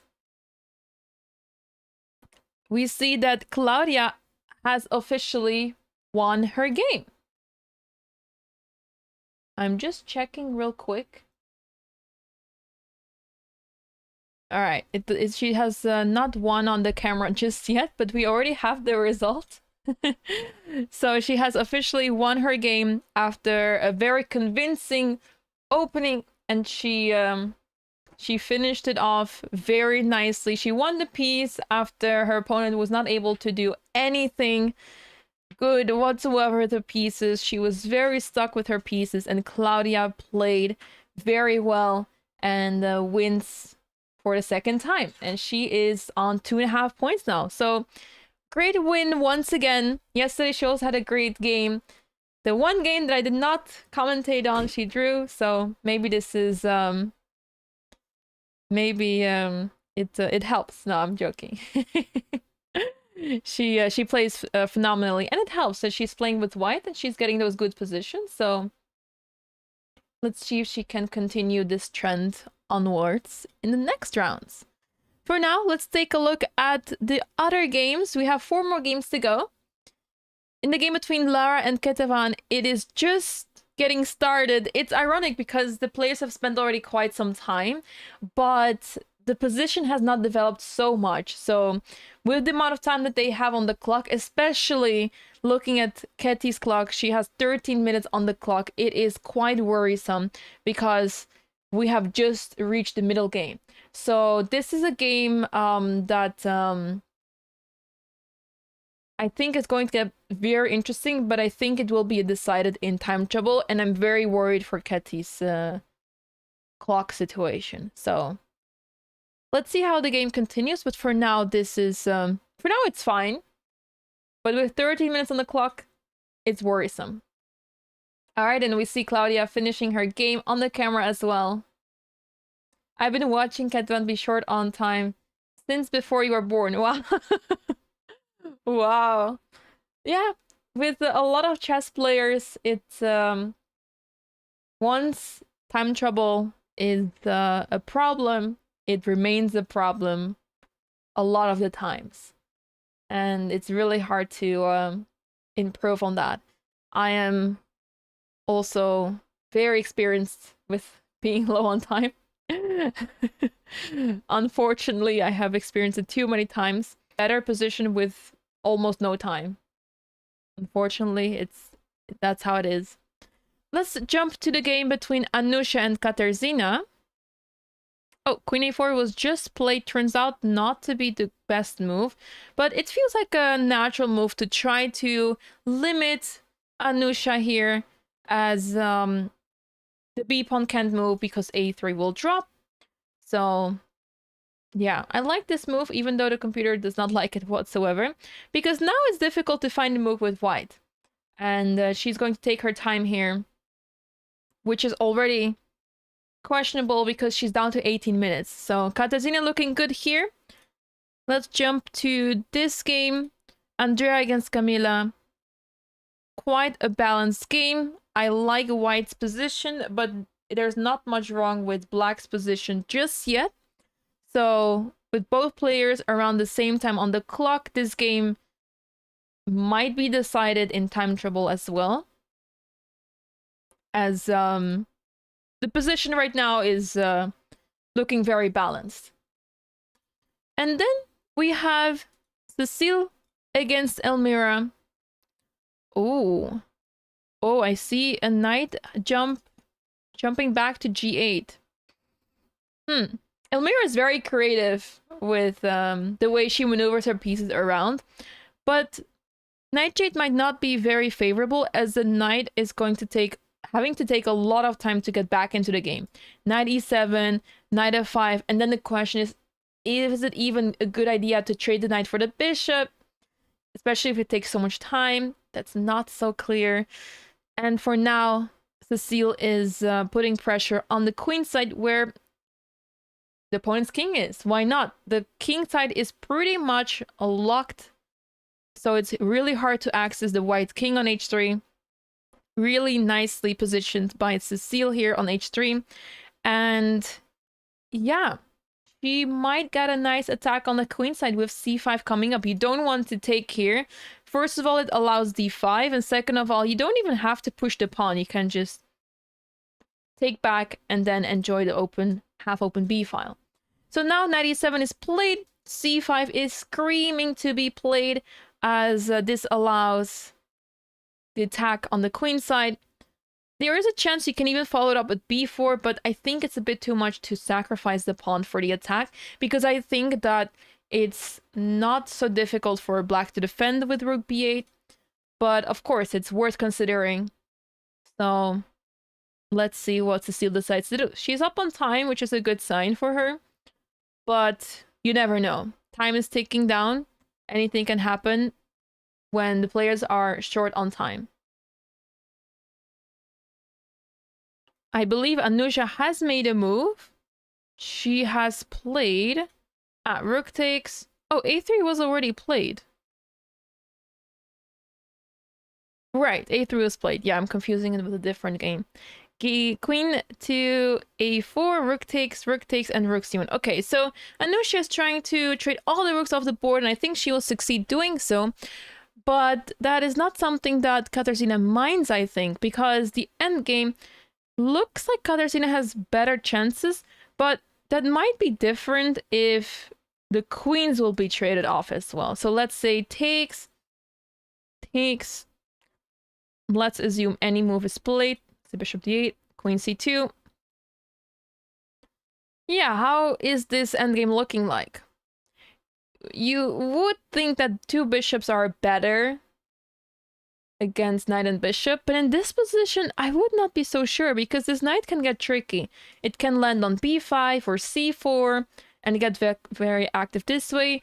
Perhaps we're playing for two results here. I'm more leaning towards a draw here, but I think the position is quite, yeah, it's equal. But black has chance to win, but if anyone has chance to win here, I would give it to black, because I don't see how white can generate some play, because even if you put the knight on c4, you can attack the pawn on d6, but it's easy for black to defend.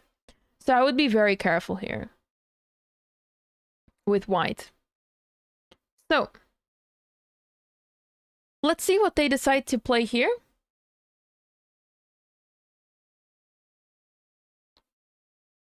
Anna-Maja down to 18 minutes.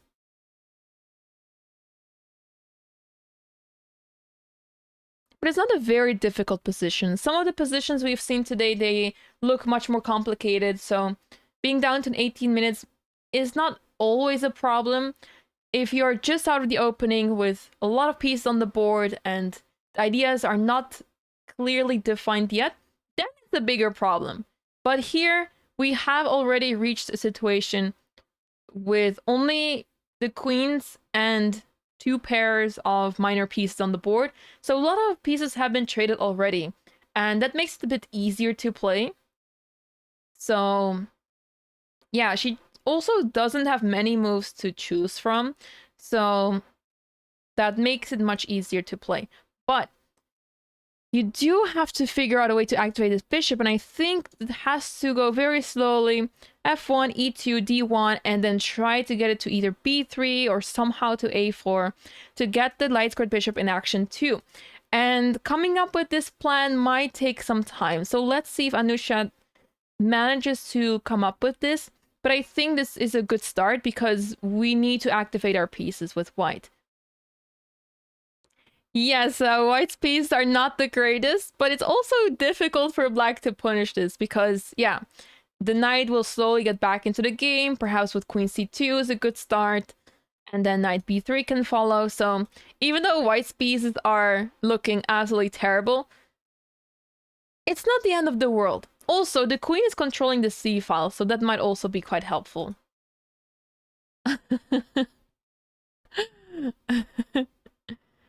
All right. Mm, the games are heating up now. It's getting so exciting. Ketty has made a move in the meantime. Well, both players have made some moves. H4, rook b8, bishop f1, and knight b4. Okay. These are very typical moves, although the bishop f1 is not very typical. But I'm assuming that... what am I actually assuming here? I was going to say that it controls a c4 square, but bishop f1 is very... It's quite a rare move in these positions. So far, Claudia has won her game already. So she won very convincingly, very clean conversion. The other games are still ongoing, and it's not clear which game will be decided first, and if we're even going to get a decisive result, because so far the games are looking very tense, very, I don't want to say equal, but very close to. There's some advantages here and there, but it's not much. So big chance that we will get some mistakes coming in time trouble as the players are approaching time trouble very soon. You see some players already down to 10 minutes, so mistakes are bound to happen with such little time.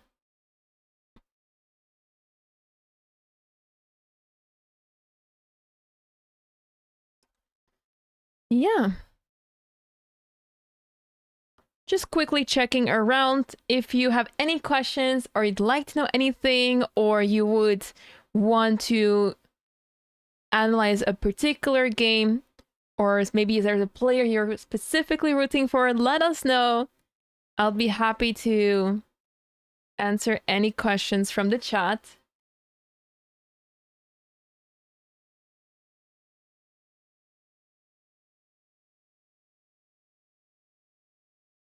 It's quite interesting to see so many of the players walking around. Because me personally, when I am below 30 minutes or I'm around 30 minutes, that's the moment that I don't really want to walk around anymore because I would feel a little bit stressed or I would want to take it easy. Maybe I would go to the bathroom, but that's it. I don't want to walk around. Or maybe if I'm in a completely winning position. But if the position is still tense, anything anything can still happen. Then I would rather not walk around so easily. But yeah, it does help that there is it's not a big playing hall and it's just a few boards to follow, so that helps. But yeah, I normally would not start walking around on this time. But maybe it's a good thing to do that. Players have got worse for time trouble since increments became so common. It's like a safety net for them. Yes. Yeah.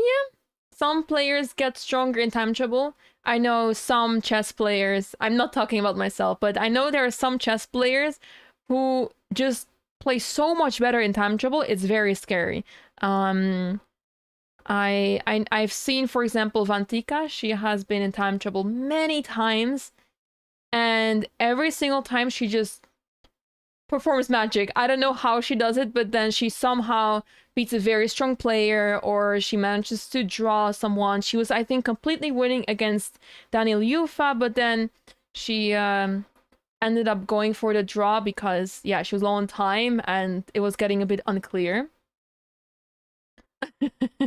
It can be a psychological trick to try to get low on time to then trick the opponent into thinking that they have to make moves quickly as well.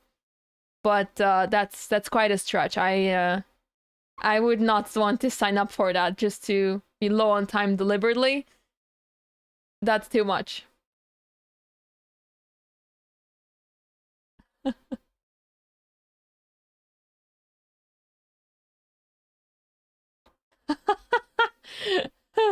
I have just been shared a picture. So there's actually two cameras in the playing hall that we have available for the broadcast. and one of the cameras is tied very, very much with a lot of tape to the wall.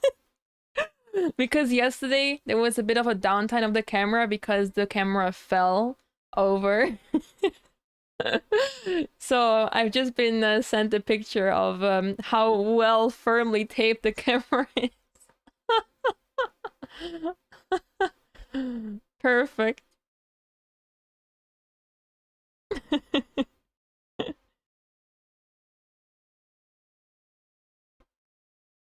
Okay, players are moving fast. Knight a5, bishop a8 makes sense. Keeping this bishop is very nice. I mean, this bishop can be very strong on his diagonal. It's one of the more important pieces for black in this opening. Especially with the bishop on f1. I'm actually quite surprised why bishop f1 was played.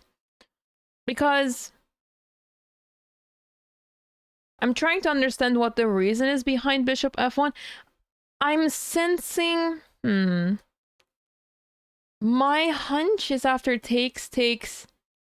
Were they trying to play c4 somehow? Or covering c4 somehow?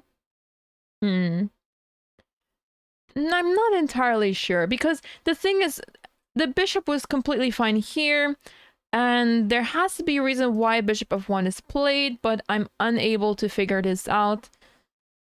So yeah, at the end of the day, it's a move. It's not a terrible move because it doesn't blunder anything. And it's also hard to find any other move whatsoever, because now bishop e3, it's developing the bishop. But other than that, what does it actually do? Because now black has their pieces very well placed. Yeah, probably to try to protect the c4 square. It's the only reason I can think of as well. But yeah, instead of that, knight b4 was played. And this is also helpful to defend the pawn a6. So after knight a5, bishop 8, very nicely played by Ketty, as the bishop on a8 is safe here. The knight is covering the a6 pawn, and yeah, not an easy position for white anymore. It looked so pretty a couple moves ago with the rook on b4, but now the rook has actually retreated all the way back to a1.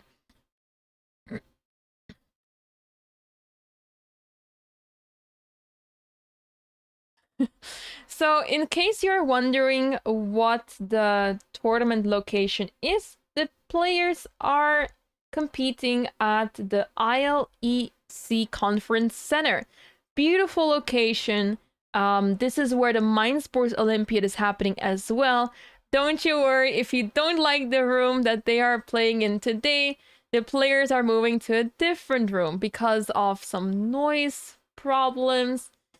The Mind Sports Olympiad has grown quite a bit, and that also comes with a bit of noise, and unfortunately it has been affecting the players in this tournament. So the players will be moving to a different room in the upcoming rounds.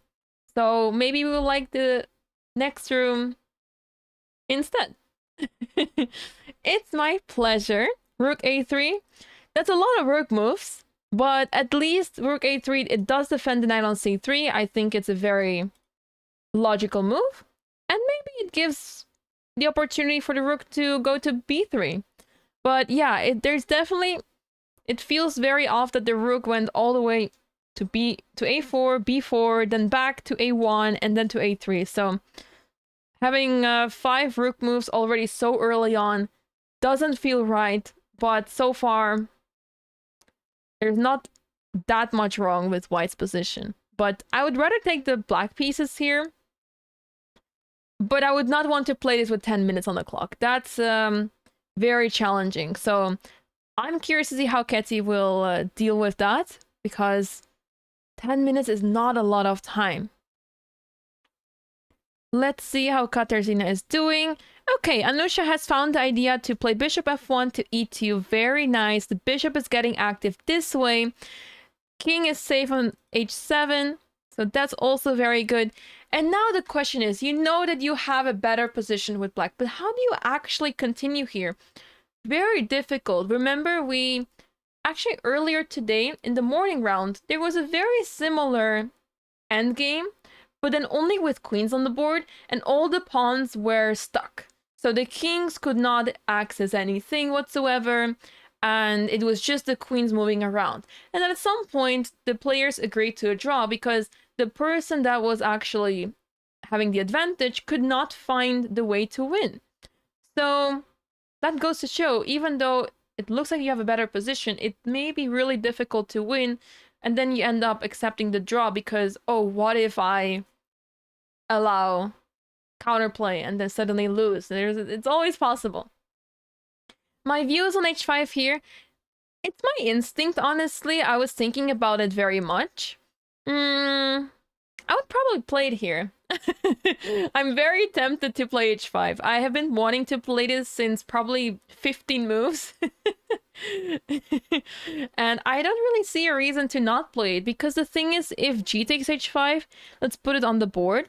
Bishop takes h5, there's a new weakness on the board that we can try to access, and the queen can maneuver to the king side. So yeah, it's not easy to access this weakness here, but at least we can try. So if h5 and if, let's say, h3, then more dark squares are weakened around the king, and we can always take. F takes would be quite a disaster allowing the passed pawn, so h takes makes sense. It's a pity there's no rooks left on the board, because that would be very useful for the h-file. But you can still try to maneuver around here, perhaps get the bishop to g3 and maneuver the queen to h4.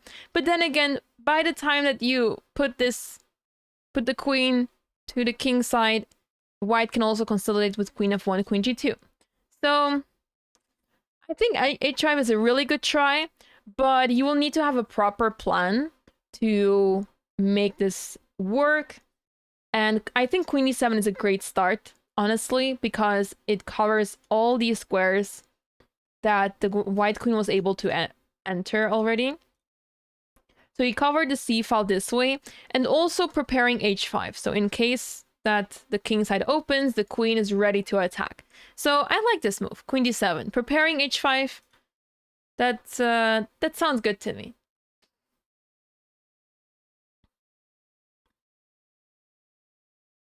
All right, the games are looking so fun. Oh, I think, am I seeing that Cecile sacrifice a pawn? Yes, she did. Queen a5, b4. I was mentioning this earlier, but I wasn't entirely sure if it was worth it. But she's going for it. a3, bishop c3, and she is launching the attack on the queen side. Now, I love it. I love the idea very much. But the problem is that black can quite easily defend everything. And we're missing a knight here, I think, with white, because the bishops can't help so much. This is a good bishop, but this bishop on e3 is not really able to do much. So it's not the most ideal way to attack, but there are some chances here for white, that for sure. That for sure.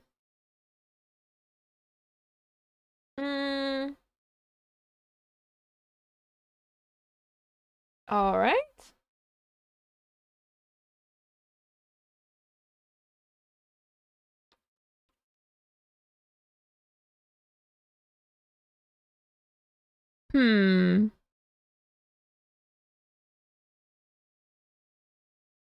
Okay. So far, no player in huge time trouble, which is a good sign. Earlier, we were worried about Ketty, but she's down to 8 minutes, which is, well, it's worrisome, but for some reason, I'm not too worried about her position right now. Even if we go back to her game, even if she simply plays, let's say h6 or g6, I think she's still fine. But what matters is that she plays those healthy looking moves quickly, and then we get this balanced position, and then, well, whoever wins that wins.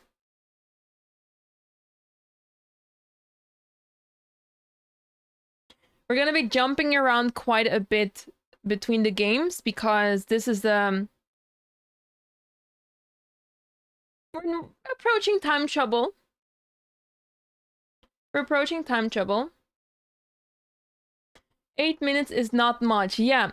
earlier, Lara was up more than an hour on the clock. She was in her preparation for the first 10 plus moves, and Ketty had spent already an hour after that. So, yeah, there was a big time difference here, but Ketty managed to close it a little bit together, close it down to, what is it, about 15 minutes? So yeah, that's great progress. Lara has been spending quite a lot of time and she has been making inaccurate moves. Mind you, that Lara Schulze, she is fighting for the WGM norm. I am not aware if she already has a norm. I was not able to find it online, but she does have a fantastic opportunity here to get the WGM norm. She is ranked second in this field, so she is one of the main contenders to get the WGM norm here. Yeah, it looks like there's a gazillion amount of pieces looking at d5, and most of them are from black. Only, well, you've pawn, knight, and rook looking right there, but then with black you have knight, another pawn, a rook, and a bishop, all looking at d5. So I think black is close to ready to push d5. One player had to figure out all of the board instead of playing from memory. This is true. Because Ketty had been spending all this time, she had figured it out all behind the board. And it was very noticeable that as soon as Lara was out of book, she started making mistakes. So it's also very typical, and that's the danger that comes with being well prepared, of knowing a certain preparation or a certain line well. You might know the moves well, but if you don't know how to proceed once you're out of prep, that's where it starts to get shaky, because yeah, that's you would rather want to be you know, you want to have some experience in the line, or you want to know what you're doing, basically. So yeah, Lara got quickly punished for this, and that's why we got into this very balanced position. But I do like black's position much more. I would rather take the black pieces. I struggle, honestly, to find a plan for white, because what can you try with white here? If you move this bishop, I don't think it really helps. Maybe bishop f4 to stop d5 is the best chance, but yeah, it doesn't look very pretty altogether. You might even consider playing bishop e5 after that. So yeah, it feels like white is the one that is defending here. And when you're playing Sicilian, defending with white, it's not a good thing. It's not a good idea. You usually want to attack with the white pieces. So if black gets initiative, very dangerous. Very dangerous. Okay. Let's take a look.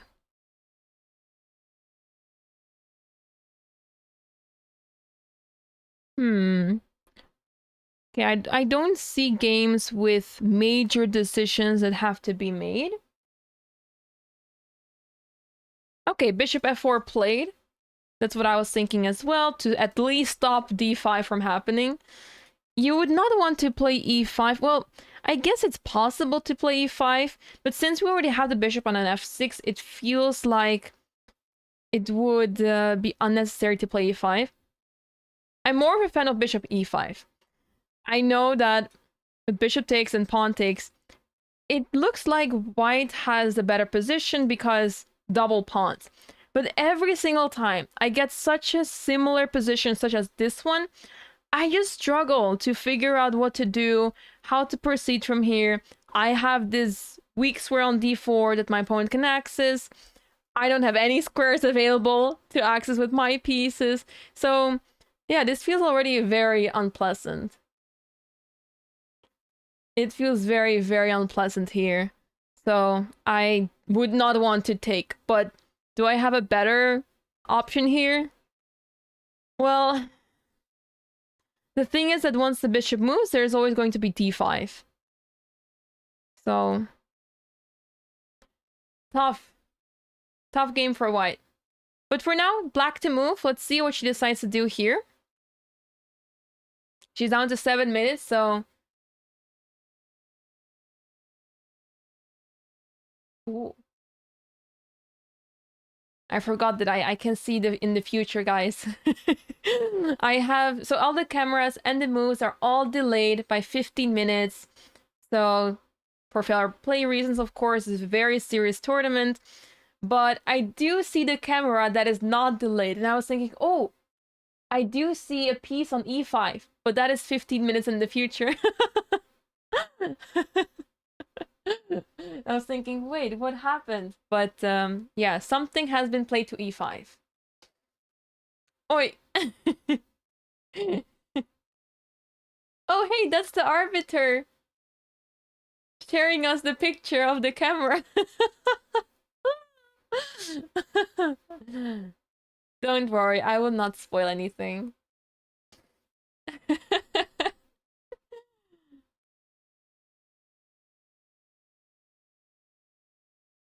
Okay, I believe a move was made, or was that white who played on the camera? This camera might be even further delayed for some reason, but that's okay. As long as it's delayed more, it's fine. It's a bit difficult to change the delay because I use a slider that is basically counting in minus right now. And the OBS slider that I use for this is very inconvenient to use, so I would not want to touch that anymore. Yes, absolutely. The next 30 minutes, okay, maybe 45 minutes. But yeah, the next 30 minutes, a lot of exciting stuff will happen. So get ready. Get ready for some excitement. I see Evil Bar jumping ahead in Cecile's game. What happened here? Rook a2 was played, knight to f5, and rook c1. And I think we're dealing with a trapped piece, everybody. What was she supposed to do here instead of knight f5? Oh, of course, move the queen to get the bishop back to c7 or at least to a5. Now, after rook c1, bishop is trapped. Rook c2 is a threat. Well, not queen c2 because you have to keep defending this. Rook c2, big threat. I don't see how to defend the piece anymore.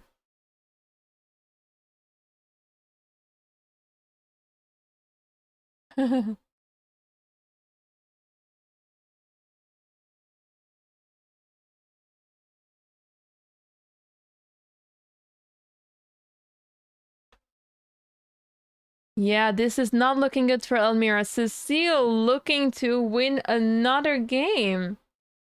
She is targeting this bishop, and I'm failing to see how Elmira can try to save this. I mean, you can try with b5 and b4, but I'm not sure if that's something you want to play, because with b5, b4, it's open house on the queen side. It's access to everybody. Anyone and everybody can join the party on the queen side, and that's not a good thing for this very sad king on a8.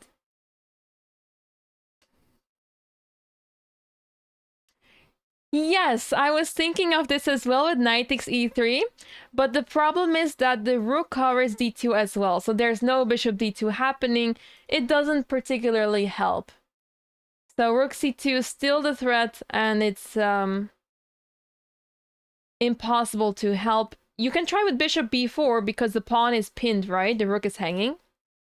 But the bishop is not really going anywhere. You can simply defend the rook.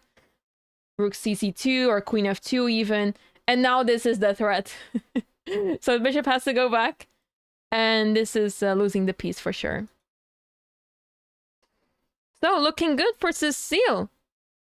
She might be looking to win this game.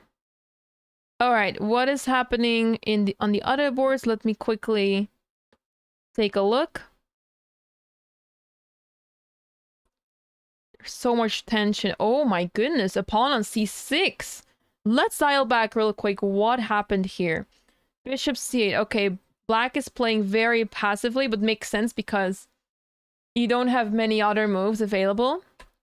D6, okay. Funnily enough, Black is fine here. And it mostly has to do with the fact that it's just impossible to push this pawn forward. I mean, you can push it to C7, but you're not going to get very far. So now the queen is under attack, so you would probably have to play queen C7. If queen A5, perhaps C7 is a problem. Oh, D4 on the board. Okay, that is also very logical. Okay, the battle of the pawns. Which pawn is superior, C6 or D4? We have yet to find out, but for now... I wonder which side I would rather play here. Something feels good about Black's pieces. You can call me crazy for this, but I just like the knight and bishop over here. For some reason, it's just telling me that this is something you would want to play with Black. But I feel crazy for saying this. I feel quite crazy for saying this because, of course, White's pieces are much better. Rook and queen over here are not doing much. The bishop is quite sad on c8. But yeah, for some reason, I really like the knight and bishop over here.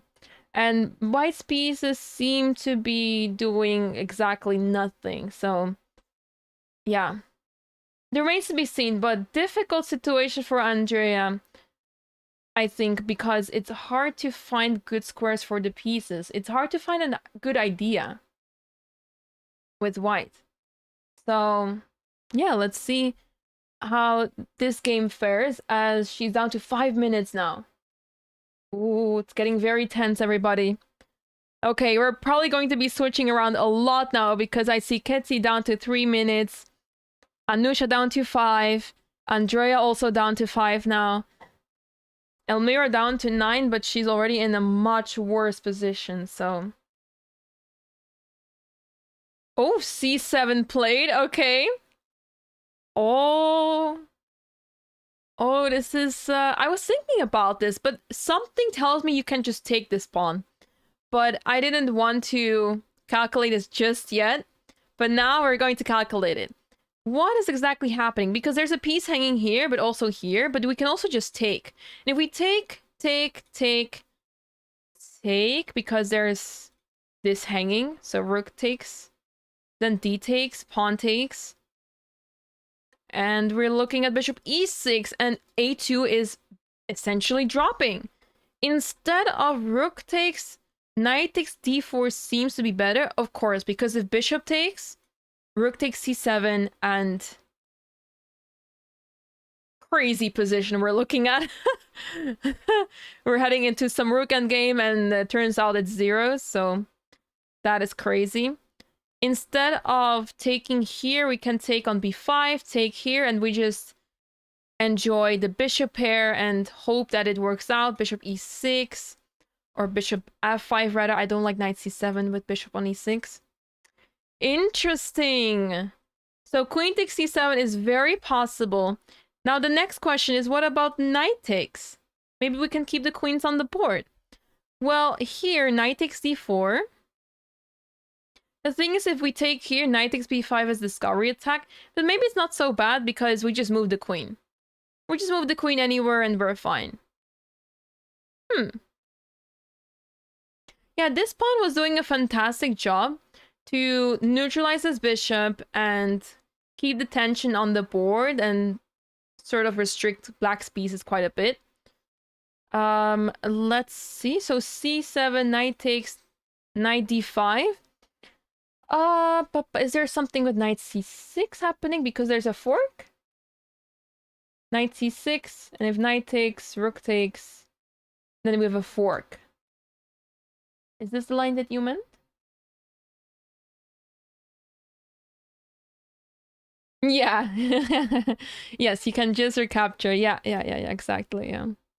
Okay, so a big opportunity for Camila to take control of the game. This is what I was saying, right? This knight on e6 feels so strong, and the bishop as well. Something feels right about black's position, even though half of the pieces are bad. Half of the pieces are bad, but the other half are actually doing quite well. So that's why I was not sure if I dislike Black's position that much. So yeah, I actually quite like Black's position even before c7. But this is the reason why I like the position so much, because everything just makes more sense with Black. And it shows in this line. Okay, let me see.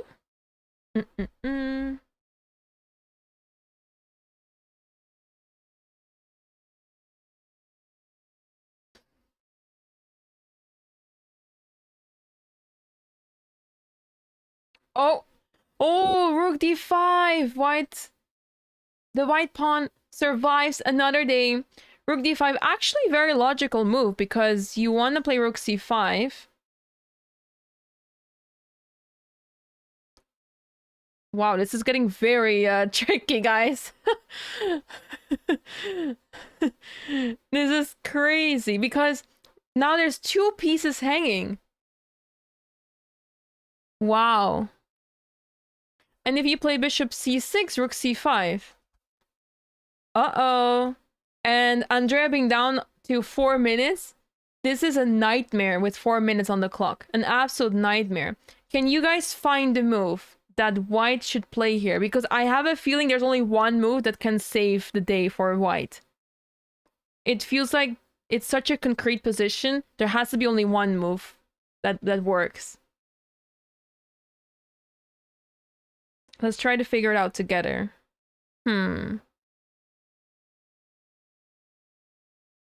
Yeah, I'm leaning towards a sacrifice, but I can't really justify it. Oh, knight c3! What a beautiful move! I didn't see this whatsoever because of the... There's a beautiful pin here. We have 3 different moves. 3 different moves in chat. I love this. I'm telling you, that's such a beautiful position. And so many moves look so interesting. But I like knight c3 a lot. I didn't consider this whatsoever. The only thing I'm worried about is rook c5 here. Yeah, I think this is too much with double threats over here. I think white is losing a piece here. Yeah. So knight c3 is not it. What about queen c6? I was also thinking about this. Turns out it's not good enough. Maybe you just... Do we have bishop b7? Yeah, okay. I was thinking maybe there's something with promoting and some sacrifice, but turns out this is also not good. Bishop c6? And also not good. I have not seen the move yet, so... Oh, simply d takes e3 here. Oh yeah, of course. So if rook c5 here, then I think you're on to something. With queen takes, knight takes, and knight takes d4, was it? Okay, maybe not knight takes, but it's maybe bishop takes. Yeah, bishop takes is a bit better. And apparently this is not lost for white. So that is a very nice find. But yeah, bishop c6, d takes e3 simply. So, as we have moves now on the board. Wow!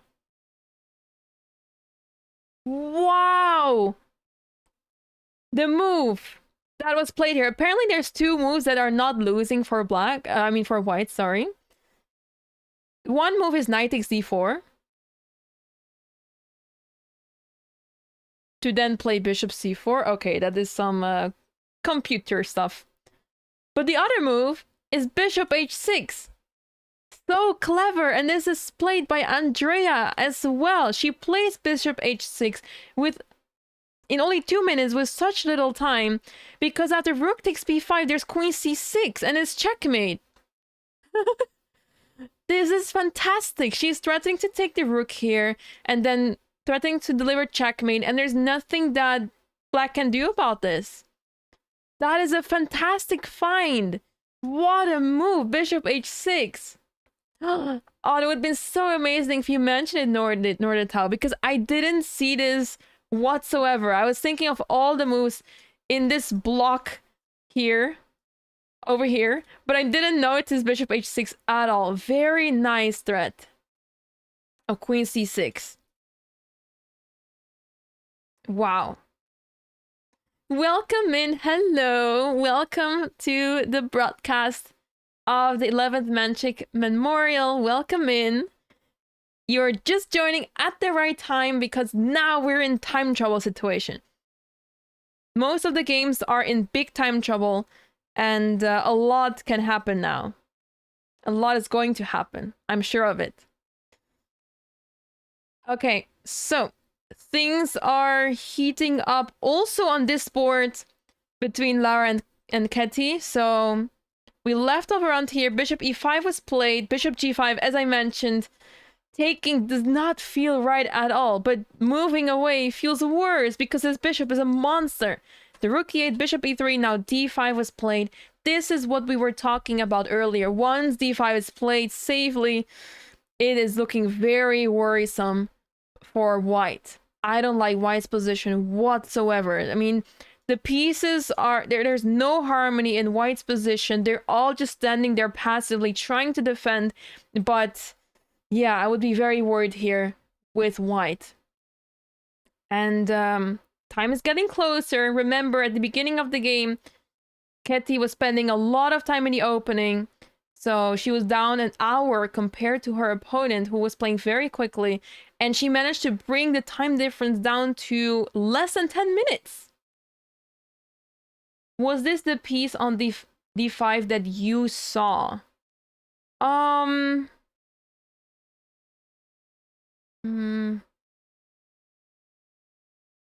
don't remember. Maybe. I don't remember. I think yeah.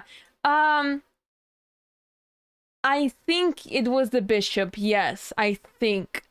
Although it looked like a different piece. Maybe there was a queen on e5, but I think it was the bishop. I think it was the bishop. You can see it now on the camera, I guess.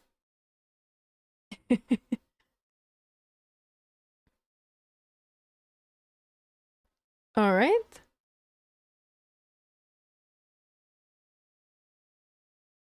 Let's jump to this game. Anusha against Katarzyna. What is happening here? Okay.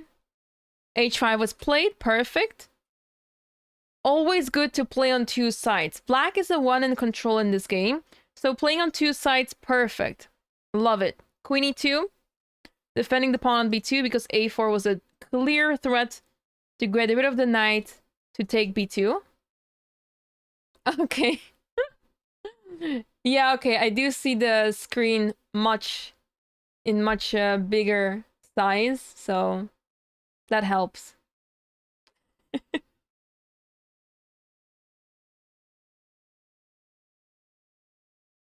yeah, Katarzyna is the one pressing here, but the question remains, can she actually convert this position? If she plays a4, which is a very logical move, the problem is that she might not be so sure about this because it shuts the position down and you want to open it up when you have the bishop pair. So, yeah. At least with a4, the knight cannot maneuver to c4 anymore. So after a4, knight c1, the knight is extremely restricted. So that might help in her chance to convert this game. It might help her a lot. But still, a lot requires here to win this game.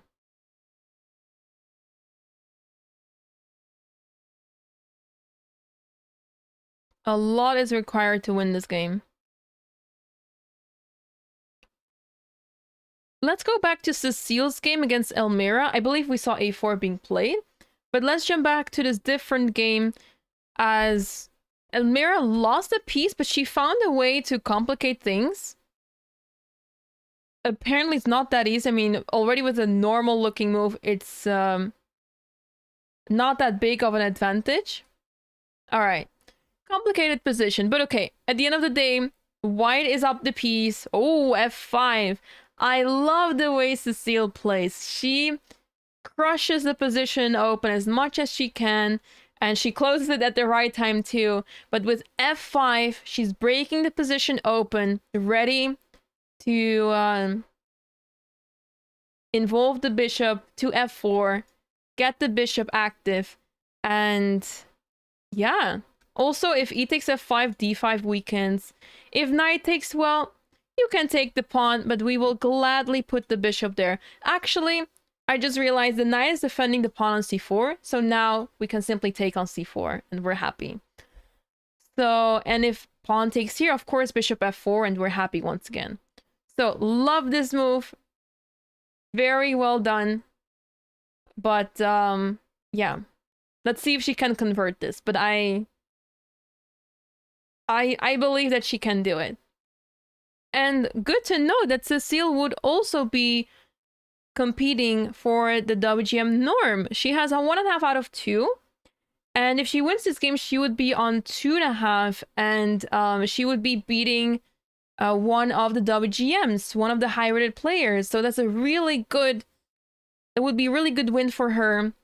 Helping her to get more points as she tries to reach... I think it is required to reach 7 points to get the norm, the WGM norm. So that's a lot of points you have to rack up in the tournament. You can barely spoil any points here. I don't think I have played Cecile actually in person. I don't think so. I at least cannot recall. I do remember she had a very successful youth. I saw her a lot of times in European and World Youth Championships, but I believe she's 2 years older than me, so I was never in the same category as her. Because the categories would go under 10, under 12, under 14, so you either have people from your year or a year younger or a year older, but never 2 years apart, unless you play the high category yourself, which I didn't. So, yeah, that's why I never faced her, actually.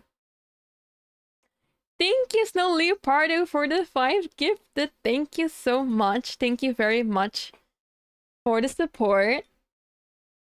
That's very kind. There's a lot of action happening on the live camera. I will spare you the details, everybody, but stay tuned because in 15 minutes it's getting really tense and exciting. So stay tuned. We're going to see a lot of action happening right now. Knight takes f5 on the board, rook takes c4. So this is actually played. And, well, you would say this is completely winning, but I'm not fully convinced just yet because the bishops still need to get active.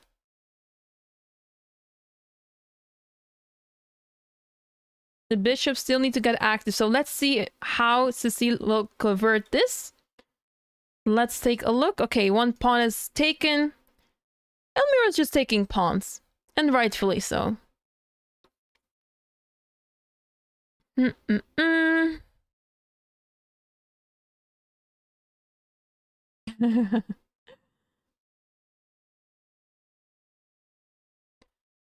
12 minutes on the clock. She has plenty of time to figure it out, which is absolutely amazing for her. Elmira having a tough tournament. But I know that she can come back from this. Yeah, if all else is not possible, taking material is always a good idea to try to get back into the game. Because if your opponent makes a mistake, we have some material for it. We have some material to come back, and then we can even try to win or equalize. A bishop move or a rook to c3. Yes, I would think rook c3 feels more natural. This rook has done its job. It took the pawn on c4, so now it's time to go back. Yeah. That would make a lot of sense. Oh, the game of Lara and Ketty is heating up, everybody. Let's quickly jump back to that game because Ketty down to 1.5 minutes. What did we miss here? Bishop e3, d5. f4 was played. Actually, a logical move to get e5. And then bishop c5. But here we see a typical situation where you push the pawns too much in front of your king. And the problem is that this king is feeling very sad, and there's very less help around the king. And it is very common in Sicilians that black gets access to the king on the king's side. It happens. It happens quite a bit. So this is actually a position where I would be worried with the white pieces, as in I would really desperately want to put my bishop on g2. If I don't manage to get my bishop on g2, I'm worried. Let's say queen gets to c6, d4, already a checkmate threat. Well, not necessarily checkmate, but a deadly threat. Let's put it that way. Perfect French structure, yeah.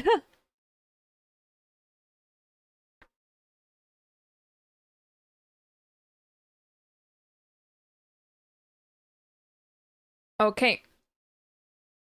So, Ketty now down to 40 seconds. Rook d2 played. I guess this prepares knight d1 and also protects c2. Rook d8 on the board. Preparing d4, right? Makes perfect sense. If you try to control d4, I think you're asking for trouble. Something up with queen c5, I think, is quite problematic. A lot of good moves here. Knight c4 even, a good move. Wow. There's a lot of options here with black. Let's just try to follow the game. Because in this time scramble, anything can happen, and I'm really curious to see what is going to happen. I'll keep an eye on the other games and inform you guys once we see something crazy happen. But I think this is the game to follow for now.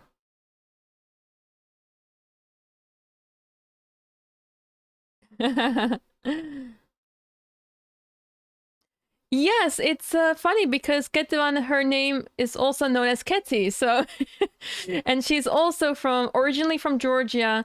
So yeah, they share the same name and the same country, but now Ketevan, well, that's her, I guess, official name, but she's also known as Ketty, and Ketevan is playing for Scotland now, and she lives there. So yeah, that's why the Scottish flag. Bishop takes c5 on the board, queen takes c5. Makes sense. Mind you that the players only just reached move 30, which means that even if there was 30 minutes, sorry, after move 40 added, the players would still be in time trouble now. Granted, yes, very nice. So, yeah, it's quite crazy how quickly the players get into time trouble, how soon in the game they already get into time trouble. But that makes it more exciting for us viewers.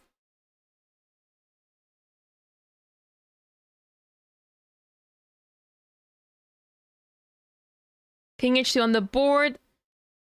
It's barely surviving over there. It feels like black is completely winning, but just needs that one final blow in the position, but I'm not seeing it. So if you play d4, you allow knight e4 to be played. That is not helping quite. Yeah, not easy to find a move here. Let's see, what does Ketevan decide to do here? Knight c4 is not possible because of knight takes. Knight c6, I don't want to trade my knight off. Oh, she plays knight c4 anyway. Because knight takes, pawn takes. Let me quickly show it on the board. Knight takes, pawn takes. Queen takes is not possible because there's a rook hanging. So you take, and after queen takes, the pawn on c2 is hanging. There's queen f2 check, there's rook d2 check. All the pieces are coming in, and it's simply lost very soon. Also, a nice tactic to show here is king h3 is followed by bishop g2 check, bishop takes g2, and queen takes c4, winning the queen by force. So there's a chance that this might happen, everybody. There's a chance that this might happen on the board. Knight c4, fantastic move. I was not sure of it just yet, but upon calculating it further, realizing that the second rank is a big problem. Knight takes c4 on the board, pawn takes c4. It's important to keep the queens on the board because this king is weak, so having the queens on the board is advantageous for black. D takes c4 played. Yeah, big chance rook takes d8 might be played here. Very big chance. I mean, you would want to take here. If not, I guess, well, you could still play bishop g2, I guess. Yeah, it does make sense to play bishop g2, but it's really difficult to shift the focus from c4 to this diagonal back again. Because Lara was so focused on this diagonal with the bishop, eyeing on c4, so she might be looking to grab that pawn at some point. Oh, interesting. Rook takes d8, rook takes d8, and knight e4 is also possible. But once again, yeah, it does look a bit scary. But it might be helpful too. Let's see what she decides to do here.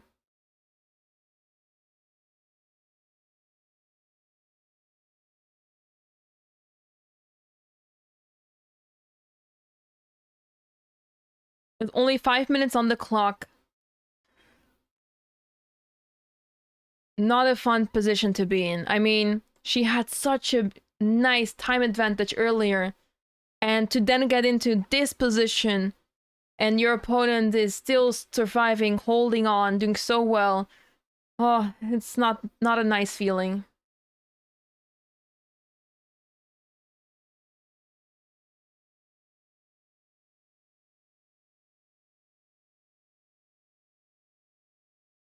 Those GMs, yes.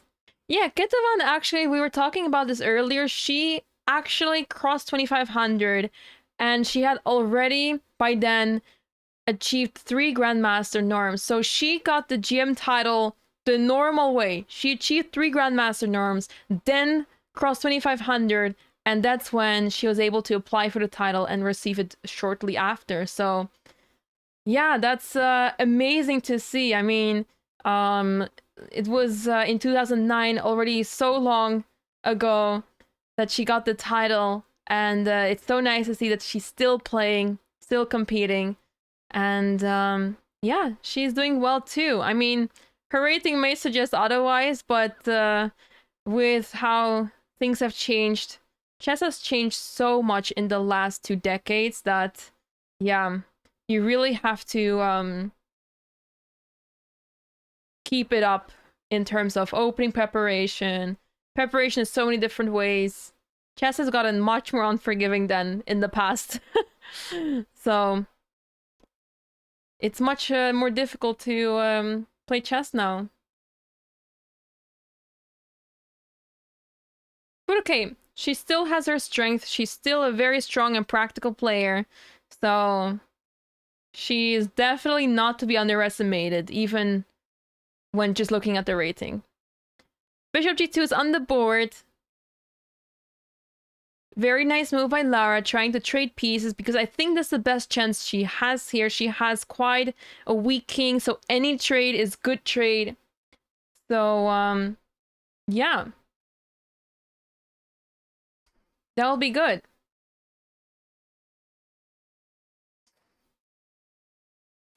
Hello, Anna. Welcome in. Hello, hello. Good to see you. Welcome in. Would have been so nice to see Anna participate in this event. This is the Menchik Memorial, and there's 10 women participating here, and they're, well, not all of them, but 7 of them are fighting for a Woman Grandmaster norm, and also some players are fighting for a Woman International Master norms.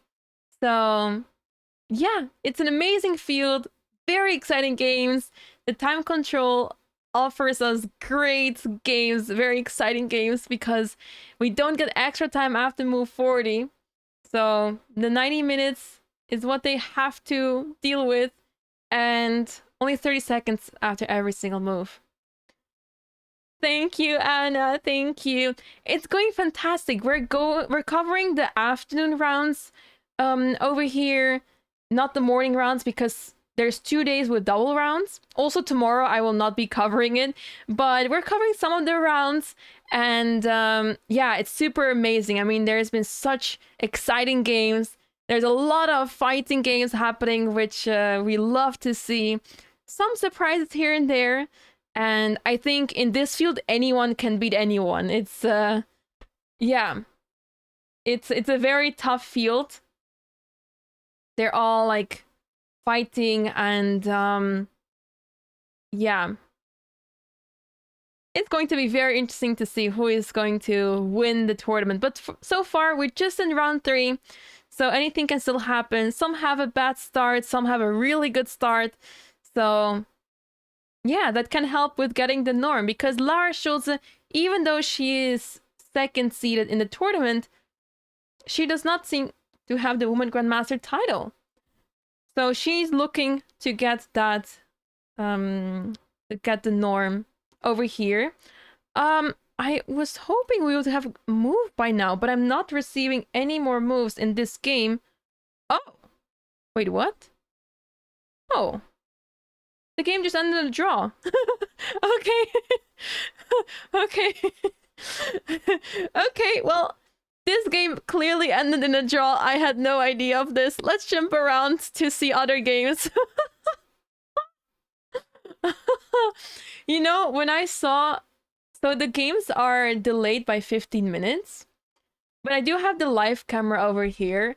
And I knew that they finished the game, but I expected someone to blunder in time trouble. So I was very excited and looking forward to see that happening. But I didn't realize that the game actually ended in a draw. I didn't know this. So yeah, back to the game between Cecile and Elmira. Wow. Bishop to d6. Oh, what a stunning move. Queen takes d6, queen takes b2. And this is leading to, well, either mate or you win the queen. Very nice move. Bishop d6. Wait, early she played not a brilliant move.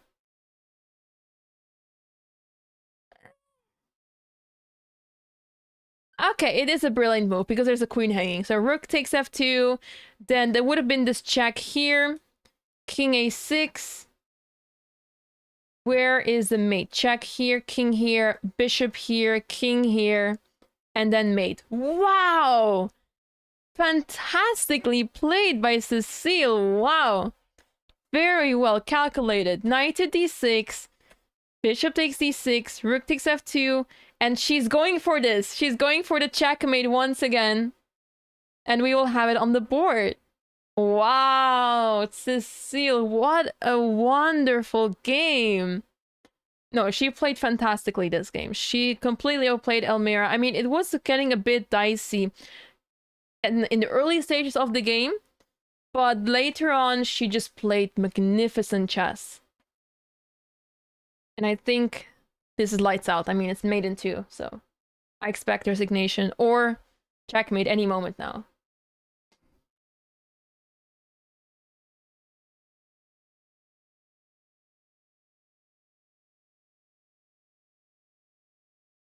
Who is leading so far? So this morning we had round 2 of the tournament. This is round 3. So we didn't catch the action of round 2, but this morning Claudia drew her game. And she is currently in the lead. I was expecting someone to join the lead. She's going to be leading together with Cecile Hauser-Not. So they will be both on 2.5 out of 3. It's still early, anything can still happen, but yeah. Most of the favorites are doing well, or doing as they should in the tournament. We see a lot of people around the board of Cecile and Elmira on the bottom right as the game is about to finish.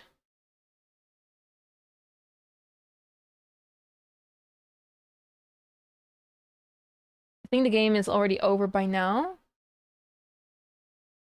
Yes, resignation is confirmed. Cecile wins her game.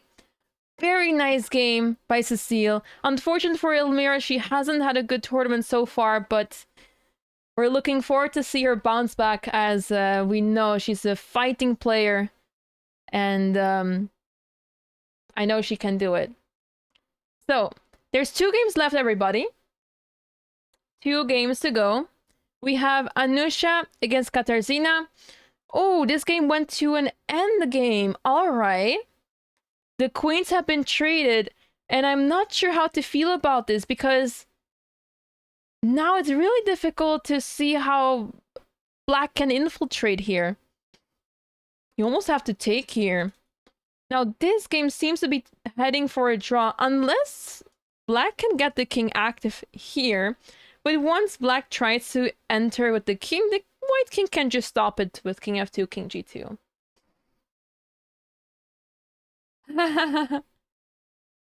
Yeah, actually, it was a draw between 2 Polish players. It was Claudia against Katarzyna, and they drew the game. It was a very good game by both players. Katarzyna played really well. She had the upper hand, but then at the end, it fizzled out into an end game that was very drawish. So they made a draw. It was a fighting game, though. But yeah, a draw between the 2 Polish players, and now they don't face each other anymore in the tournament. So, yeah, this game might be heading to a draw, actually. Let's take a look at the other game. Also, both players very low on time here. Wow, a lot of craziness has happened here. Remember bishop h6, we were looking at this position where the trick is that after rook takes b5, queen c6, attacking the rook and threatening mate on the back rank. So that is not a good idea to take the bishop on b5. Bishop h6, rook c5, queen d3. Okay, so c7 was captured. Some tricks here and there happening. Takes. And now, oh, rook c1 was not the right move. Ooh, bishop takes g7 was important to include first. To then take the knight here and... yeah, it would help with the threats, apparently. What happened instead? The queen f5? Ah, and now knight takes b5. And now this knight is pretty strong. Knight takes e4, king takes. And basically the game has fizzled out quite a bit. Although now black is the one pressing. Hold on. Hold on a moment. So the rook is pinning the knight here. But okay, you have to be careful. You cannot just play king f6 here. So let's say, I don't know. Pawn here, king f6, you lose the material with knight e4 check. So don't get the king in that quickly. I guess playing rook c4 first and then king f6 would help. Also, actually, that doesn't help. Because with rook c4, you play king f6, there's knight d5 instead. Alright, let's go back to the game. Maybe we will see some more moves now as the players are in huge time trouble.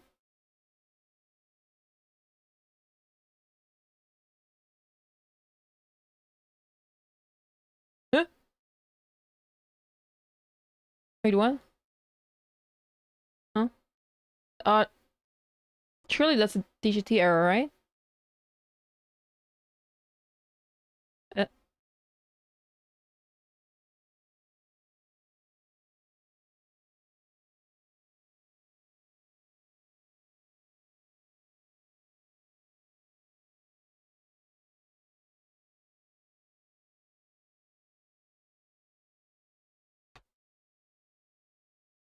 Let me look at the camera.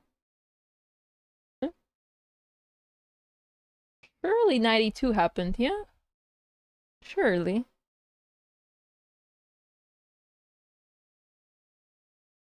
Hmm? Knight B on... oh, knight E2. Maybe this is what happened.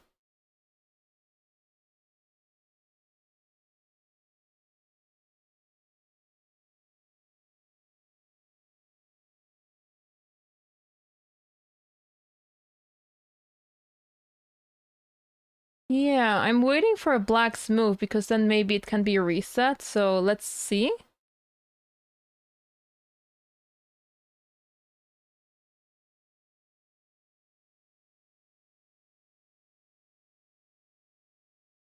Because I'm not buying this.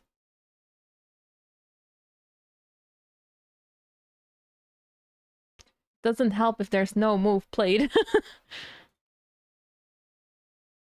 Hmm.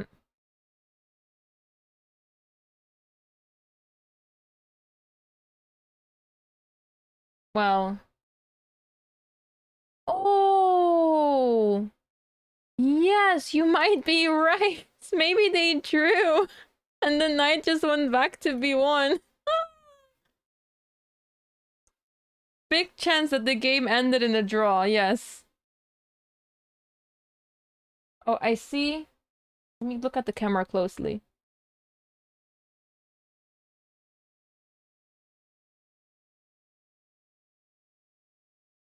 Yeah, looks like they made a draw, at least. Especially because we're not seeing another move. So I think this game ended in a draw. Let's go back to this game. The game between Anusha and Katarzyna, yeah, this is nearly impossible to lose. I mean, if you flag it with the white pieces, you will still lose the game, of course. But it's nearly impossible to make any progress here. It's impossible. Yeah. This game is ending in a draw, which would be not a good result by Anusha. She has been playing really well this tournament. She's just a bit short to get better results because she has been getting the advantages in her games, but just coming a little bit short to actually win her games. So it will be fantastic to see her do well in this tournament. She is the lowest rated player of the field with 2016 rating.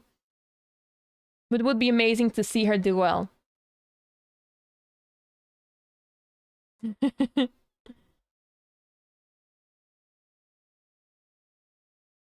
If the pawn was on b7 instead of b5, then this would be winning for black?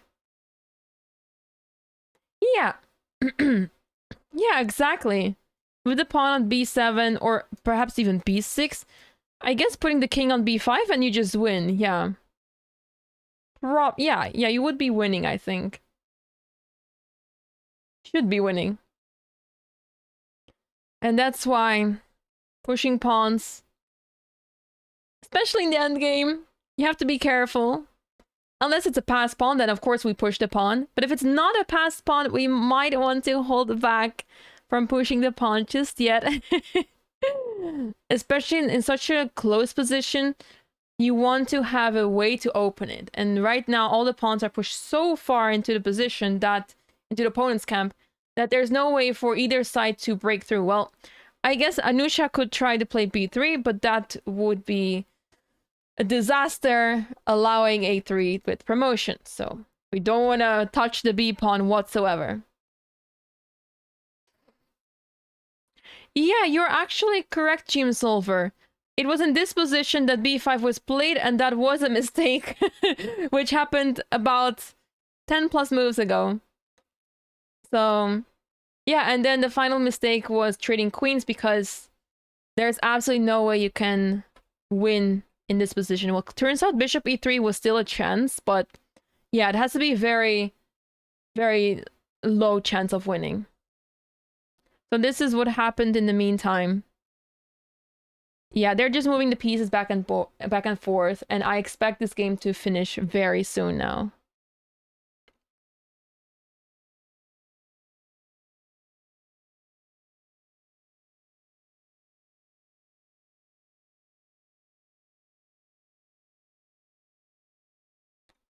So let's take a look.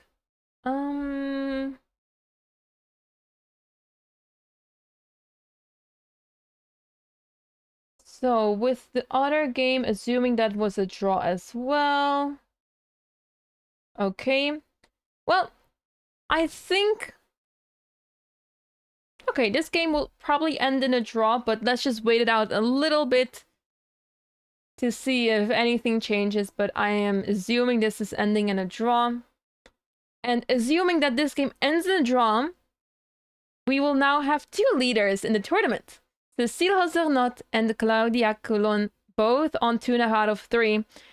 Fantastic start for both of them. They might be looking for more here, as especially Claudia, she is the top seed of the tournament by quite a bit. So she's looking to get some rating in this tournament. And Cecile doing fantastic. She has had quite a tough